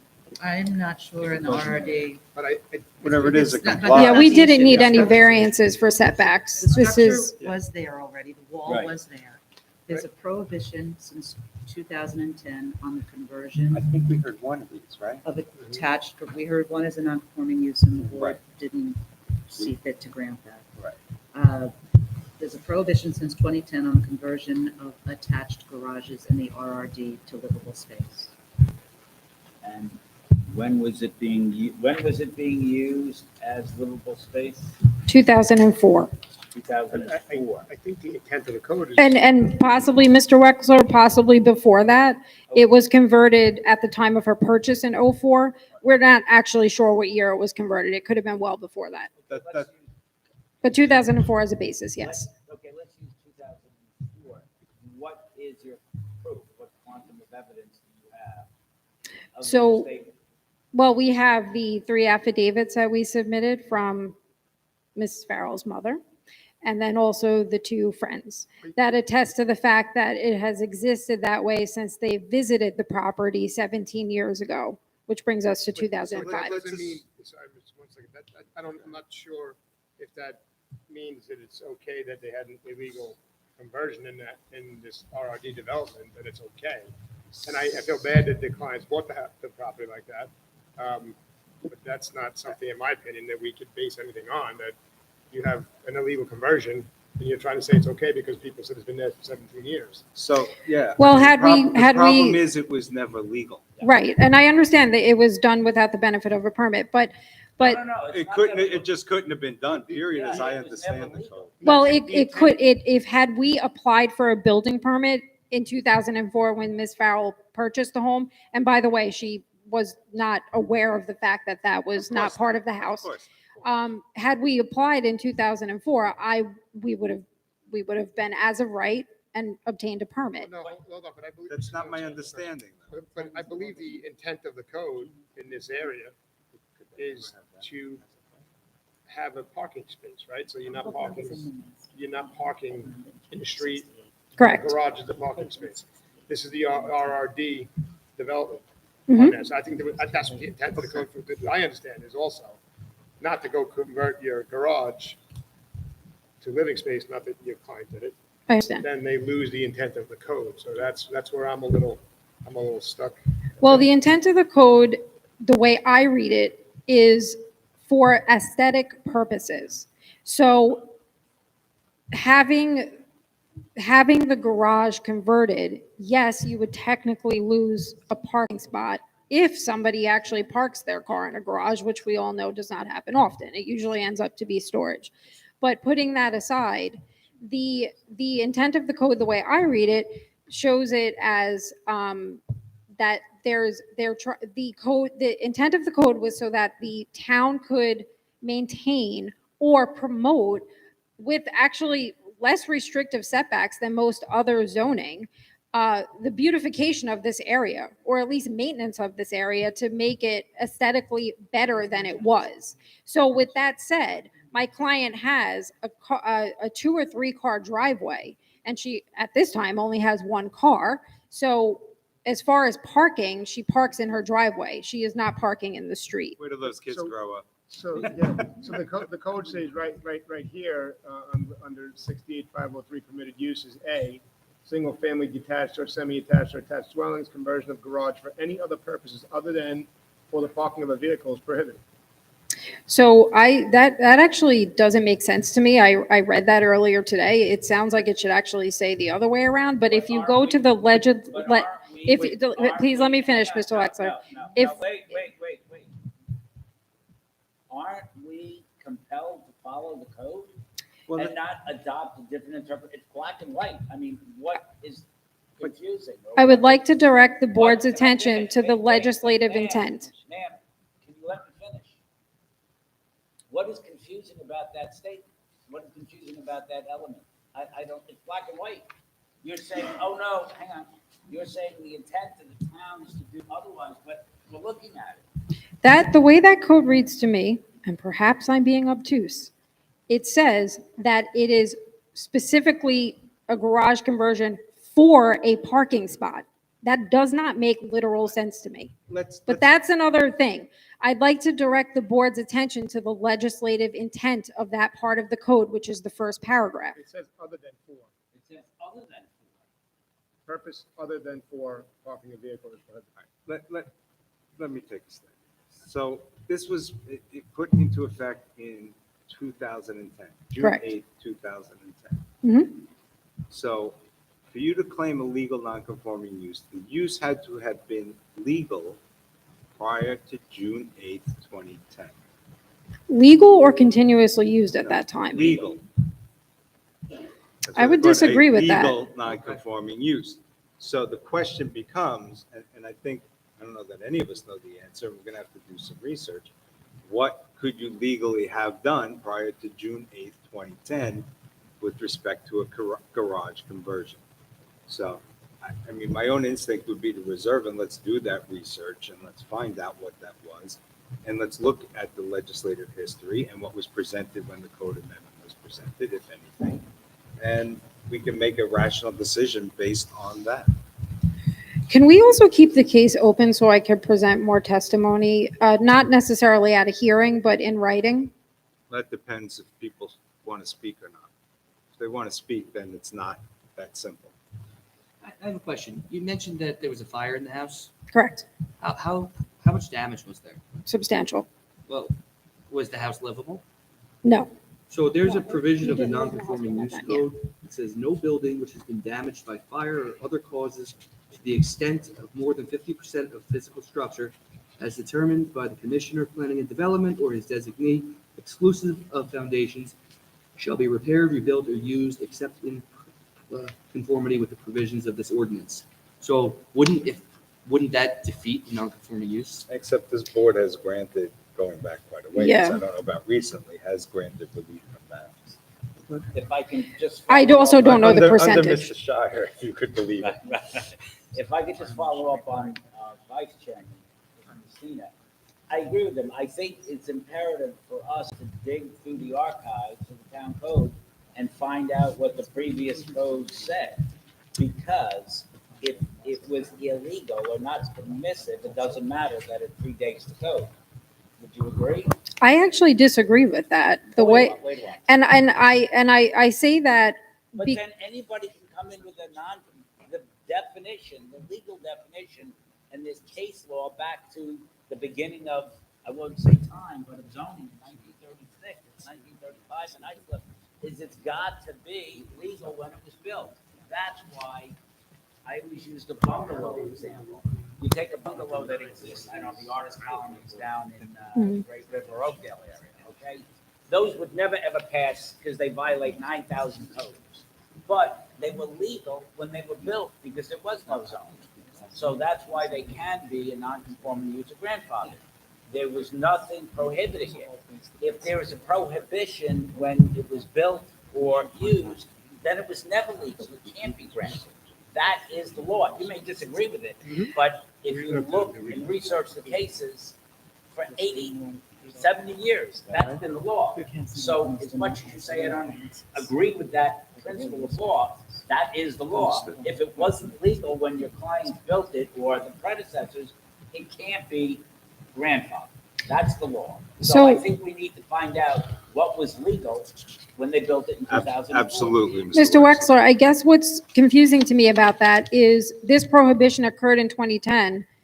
The garage was converted as far back as we know in 2004. To me, that is the same premise as substantiating a home that was built, a bungalow, as you say, prior to zoning code, because this code in 2010 or prohibition did not exist prior to that. Well, let's say So there was nothing prohibiting them from doing There was a this. limitation prior to 2010 of 400 square feet, and you exceed that. Well, maybe, You don't yes, know that might what be the case, existed. but I don't know. The point is, you don't know, we don't know Mhm. what existed prior to 2010. And without that, we cannot make a reasoned and informed decision with respect to any non-conforming use application. Yes, Mr. such as Messina, this. I agree with you. So then let's do that. Yes, okay. Let's solve that issue.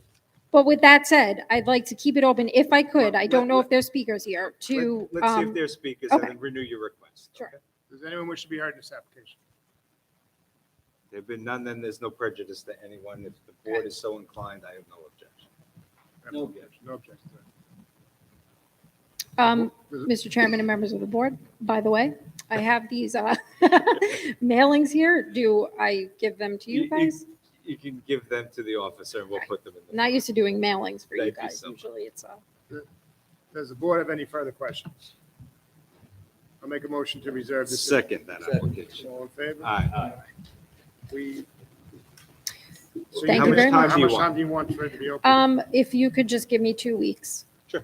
That would You be know, perfect. The 62 days starts after the. Yes, 2 that's fine. okay? Perfect. Thank you so much. Have a good Thank night, you. everybody. Have a great Take night. care. Next application number 542-22, Keith Rabinowitz and Marianne DiGregorio. Permission to establish accessory apartment pursuant to Islip Town Code Section 68602, Residence 8 District, southeast corner of Bayview Drive, number 83 in Manticore, Oakdale. Folks, welcome. Name and address for the record, please. When you get to the podium, take your time. Keith Rubinowitz, 83 Bayview Drive, Oakdale, New York. Ladies always go first, sir. Come on. now. Marianne Di Gregorio, 83 Bayview, Oakdale, New York. Thank you both. How- Welcome. How are you both tonight? Good? Good. Right, permission to establish accessory apartment, apartment's 470 square feet, driveway complies, everything seems to be in order. Does anyone wish to be owner occupied, right? Yes. You live there? Does anyone wish to be heard in this application? Does the board have any questions? Mr. Sullivan, I'll take a motion. Mr. Chairman, move to grant the application for a period of 3 years. Second. All in favor? Aye. Application granted, C in 3 years. Thank you. Thank you. Yeah, I mean, we're gonna ask for this, right? Yeah, cool, yeah. We're going to go out of turn here for a second. We understand there's going to be a request. Number 547-22, Greater New York Corporation of Seventh-day Adventists. Is there anyone here on that application? Sir, are you going to ask for an adjournment? Okay, so step right up to the microphone. Is there anyone here on that application? Could you raise your hands, please? Okay, there being nobody here. Good. That's helpful to you. Go ahead. Make Thank you, your I appreciate application. it. My name is Jack Roseberry. I'm an architect. I'm the architect for the church. We're asking for an adjournment at this time because we were supposed to get a parking agreement arranged with the church to the west, and it didn't seem to come to pass, so we're trying to get that out of the, How much time do you want? Give me about a month. September 20 work for you? September 20th? Yeah, that'll work. No. Or 6. Or 6? The 6th would be better. 6? Yeah, Six. September 6th. Okay. Make a motion to adjourn to All right, thank September you. 6th. Appreciate it. All in favor? Thank you. All right, going back now to our regularly scheduled program. Number 543-22, Carlos Aragon. Permission to establish an accessory apartment pursuant to Islip Town Code Section 68602, Residence A District, west side of Grand Boulevard, number 528, 115 feet south of Stumple Street, Brentwood, New York. Sir, take your time, but when you get there, please, your name and address for the record. My name is Carlos Aragon, 528 Grand Boulevard, Greenwood, New York, 11717. Thank you. How are you tonight? You're seeking permission to establish accessory apartment. Apartment's 480 square feet, driveway complies. Everything seems to be in order. It's owner occupied, correct? You're going to live there? Yeah. Does anyone wish to be heard in this application? The board have any questions? Mr. Nicoli, I'll take a motion. Motion to grant the application for a period of 3 years. All in favor? Application granted. See you in 3 years. Have a good night. All right, our next application, number 544-22, Real Estate Plaza, Inc. Permission to leave two-story dwelling having a floor area ratio of 27% instead of permitted 25%. 6-foot fence with masonry columns having front yard of 9.6 feet instead of the required 15 feet. Raised pool patio having side yard of 5 feet instead of the required 10 feet. Pool patio having a side yard of 5 feet instead of the required 6 feet. Shed having a side yard of 2 feet instead of the required 4 feet. Rear yard landscaping of 35% instead of the required 40%. And to install decorative water feature in front yard when only permitted in rear yard, exceeding the maximum height of 5 feet and not surrounded by a permanent durable barrier. Residence AA District, west side of Beach Road, number 16, 803.04 feet south of Elder Road in Islip. Gentlemen, your names and addresses for the record, please. Good evening, ladies and gentlemen of the board. My name is Angel Aponte, A-P-O-N-T-E. I reside at 1330 Washington Avenue in Bay Shore. As the agent for Mr. Elmer Escobar, who is to my right, E-S-C-O-B-I-R. Mr. Aponte, you can pull that microphone up so you don't have to bend over so much. There you go. Yeah, that's right. Sir, your name and address for the record, please. Elmer Escobar, 16 Beach Road, Islip. Thank you. How are you both tonight? Good. I actually want to adjourn, ask for adjournment, please. In reviewing the items here on this call, I realized that there was a discrepancy with the survey, which ultimately, the denial goes because of the survey. But we did measure physically, and it is something that I'd like to address with the surveyor and then come back with the what we believe are the real numbers. All right, to adjourn September 20th? Hang on, is there anyone here? Does anyone wish to be heard in this application? Folks, what is September 20th a good date for you? Routinely, we would grant the first request for an adjournment. Well, would you prefer September 6th? We're trying to work with you as a date that's good for you.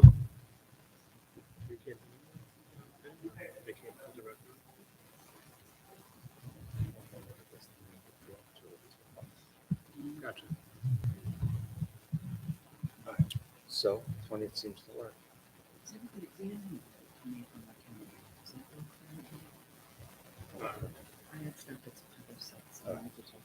Then let's do September.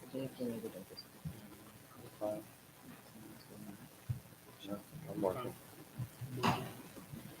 John and I, You work. we're those kind of All right, guys. so I apologize. We normally request the first adjournment if they ask for it. September 6th works for everyone? Do we agree to that? September 6th is the day after Labor Day. In case anyone's away. Okay. Does that work? Make a motion to adjourn till September 6th. It is the 6th, Gentlemen, right? you want to be Tuesday? heard? Yes, sir. My client would like September 20th, please. We haven't actually scheduled September 20th yet, Okay. so take the 6th. Then we'll keep Thank the you. 6th. Appreciate that. And I would urge you, you have these folks here, you may want to talk to them before you leave and then keep in touch and, have some dialogue. Usually helps if you talk to your neighbors, right? Of course. Thank you. All right. Motion to adjourn until September 6th, Mr. Chairman. All in favor? Aye. Aye. Thank See you on the all. 6th. See you on the 6th. Sorry about that. Next application is number 545-22, Joseph and Nicole Craviero. Permission to establish accessory apartment pursuant to Islip Town Code Section 68602, having lot width of 63.2 feet instead of required 75 feet. I believe second story roofed over deck 11.5 feet by 18.5 feet, having side yard of 4.3 feet instead of the required 14 feet, total side yards of 24.3 feet instead of the required 28 feet, and floor area ratio of 29.2% instead of permitted 25%, and to leave the driveway having a front yard occupancy of 40% instead of permitted 35%, residence B district south side of Croton Street, number 412, 232.74 feet east of Pamlico Avenue, Ronkonkoma. Mr. Trepkowski, how are you tonight? Welcome. Good evening, Mr. Chairman, members of the board. Great to see you as always. My client had some construction done by a contractor who unfortunately did not make them aware of zoning issues that would be a problem. Did he make them aware of the requirement for a building permit? Yeah, believe me, I get it. Since they've worked diligently to correct what was able to do, such as cutting back the patio, which only had a 1 foot setback, and that has been repaired. To address the other issues, the FAR of 29.2% is commonly granted. The front yard occupancy of 40% is also commonly granted. As far as the roof over deck in the side yard, this was done under ill advice, and she is willing to remove it and replace it with an unroofed deck, reducing the height because it's unusual the way the yard is. The grade goes up. Well, they showed 5.5 feet as a second story deck. It really isn't. They would be willing to reduce the deck to a height of 48 inches or below and create only a 6 foot setback. The required apartment having a 786 square foot became an issue when we were made aware that the road frontage was only 63.2 feet rather than the required 75 feet. Unfortunately, the area has many narrow lots, but they have sufficient off-site parking. It is impractical, if not impossible, to reduce the apartment size, but they are willing to limit the occupancy if so required by this board. Again, this is an unusual area with small lots, including several that maintain very small side yards, including one directly next door to them, which is number 416. They have actually living space that is very, very close to their property. And they are willing to do what they can do that would be be advisable to this. They would like to have a decision tonight, though, if possible.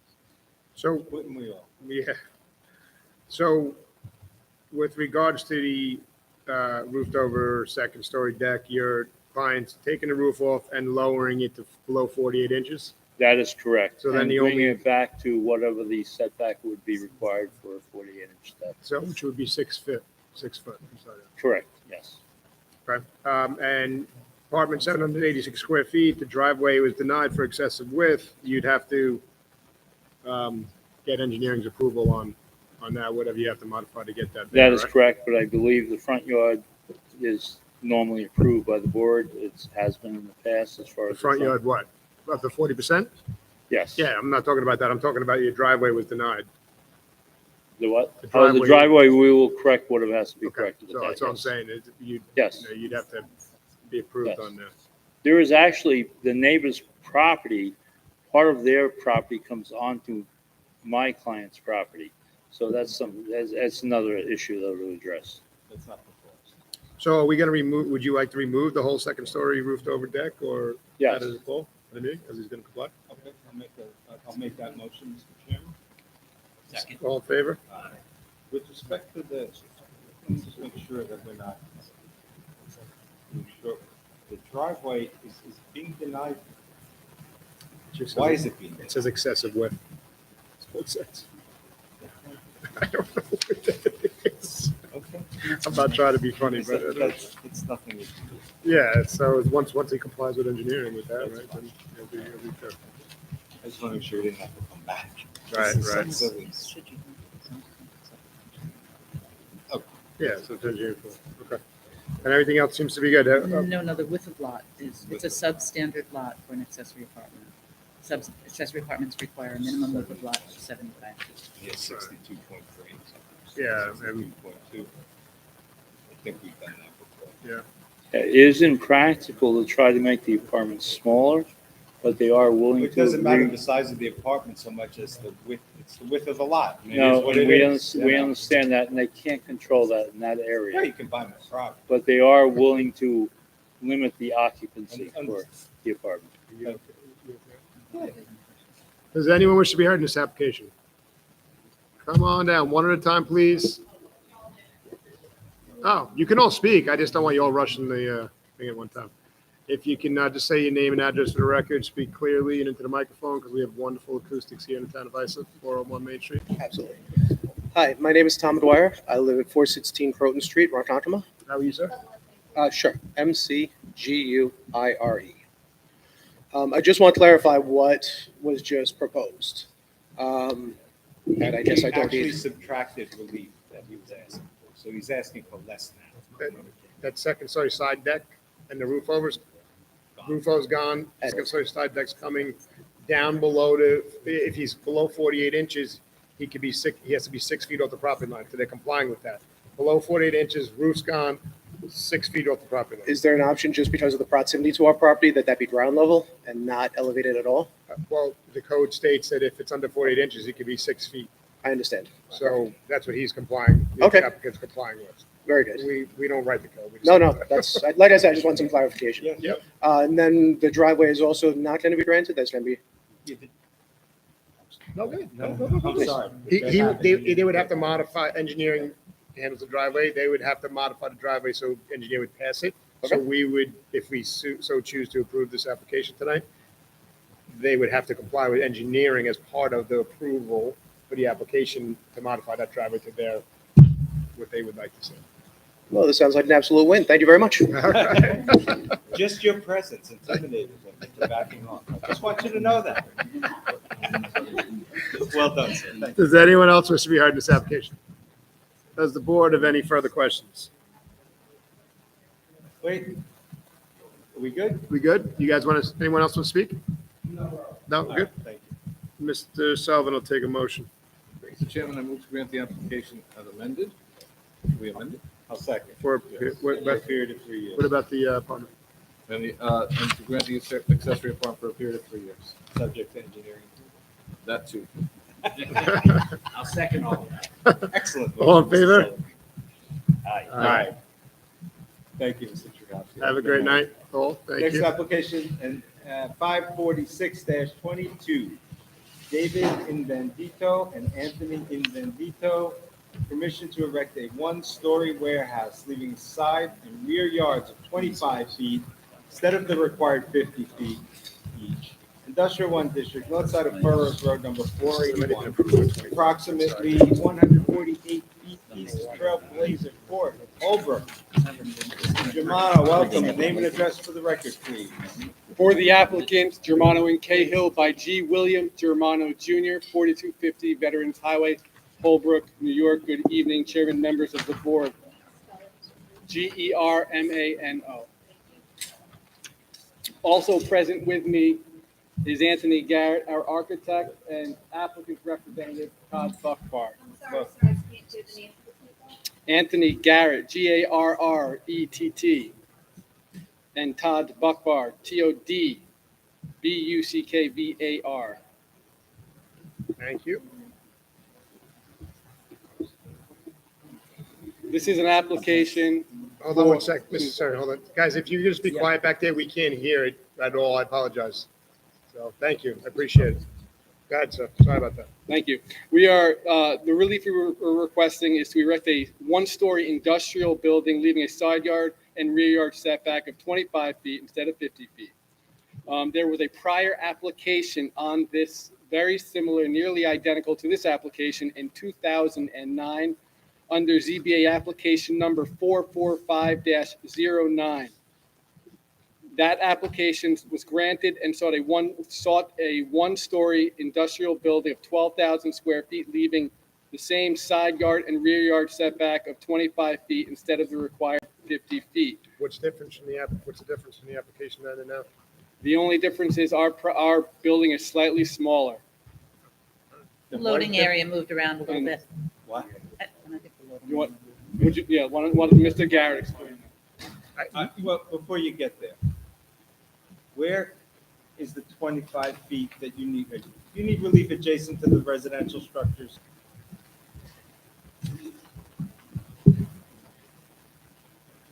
On the west side of the property is the HOA. Over here, and there's buffer between the HOA and our industrial one block. But 25 instead of 50 feet, right?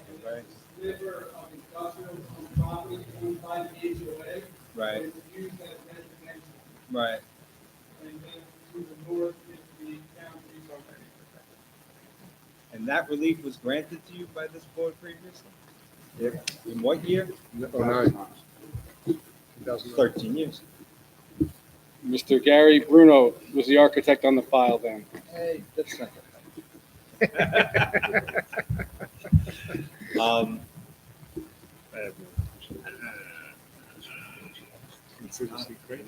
We have an aerial to show you from 2009. Back when the application was granted, and shows the HOA here. One here, resource basin, industrial building to the east. Yeah, the other area directions, I'm not worried about. You have no impact on anyone, but you chose to do the construction on the side closest to the residences. And then today's aerial, conditions are exactly the same. No substantial changes to the condition. Well, I understand that. I just can't say that it might not have been a mistake to do it 13 years ago, frankly. Have you spoken to the HOA? Do you have support from the HOA? No. No, you haven't spoken to them? Correct. All right. Do you want to take Mr. Yeah, Garrett? you're right, nothing's changed. I'm not disagreeing with that. I understand your position. Does anyone wish to be heard in this application? Would you like to speak, sir? Put something on the record? Go ahead, Mr. Garrett, please.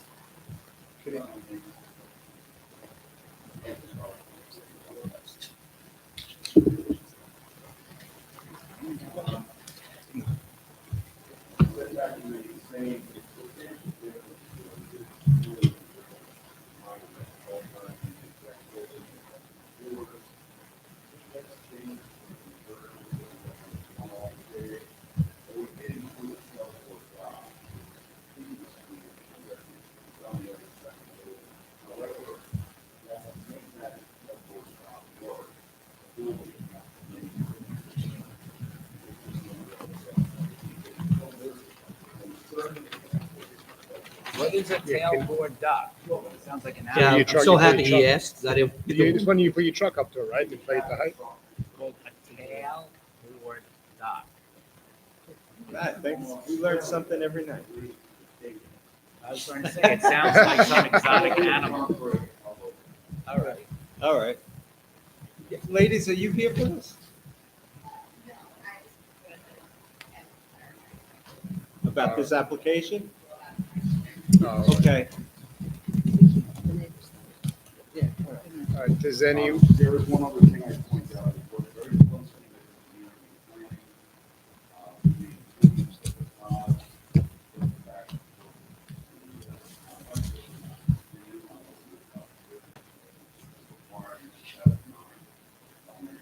you passed all planning, everything, Dave? Right.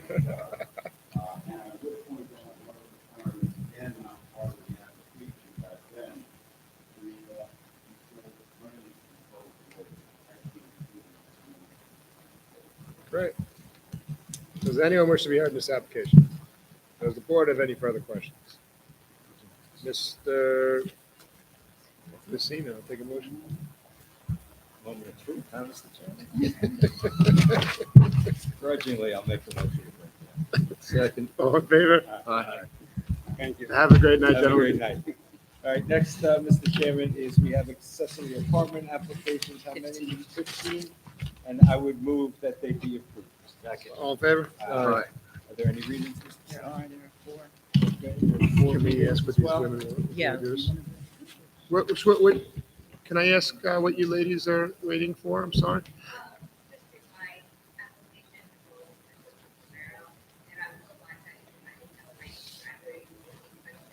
Okay. You need to satisfy the engineering division. And that's all we can say because everybody's gone now. Yeah, your engineer has got to approve your driveway for your accessory apartment. So whatever engineer says you have to do to modify it, you have to do, or we can't, they say this is what you got to do, you do it, they say yes, and then you got your permit. There, you got it all. All right, have a great day. Readings, Mr. Chairman. You want to do it? 150-22, N.O.N. Leila Madamiento, an accessory apartment for a period of 3 years in accordance with proposed written decision dated July 26, 2022. Application is granted on motion of. No, for a period of 1 year. For 1 year. Second by. All in favor? Aye. Next application, 155-22, Michael and Hillary Kearns, believe shed not having 20 feet behind the front line of the dwelling. Again, in accordance with proposed written decision dated July 26, 2022. Denied as submitted, however, granted with permission to maintain 10 feet behind the front line of the dwelling. On motion of? Motion. Second. All in favor? Aye. Next application, number 316-22, Daniel Brennan, to leave outdoor counter and patio on side property line. Currently approaching, not having required setback of 4 feet, fully framed roof over, having side yard of 0.1 feet instead of required 4 feet. Shed having side yard 0.9 feet instead of required 2 feet, not having 20 feet behind the front line of the dwelling. 6-foot fence has a second front yard of 2.3 feet instead of required 10 feet.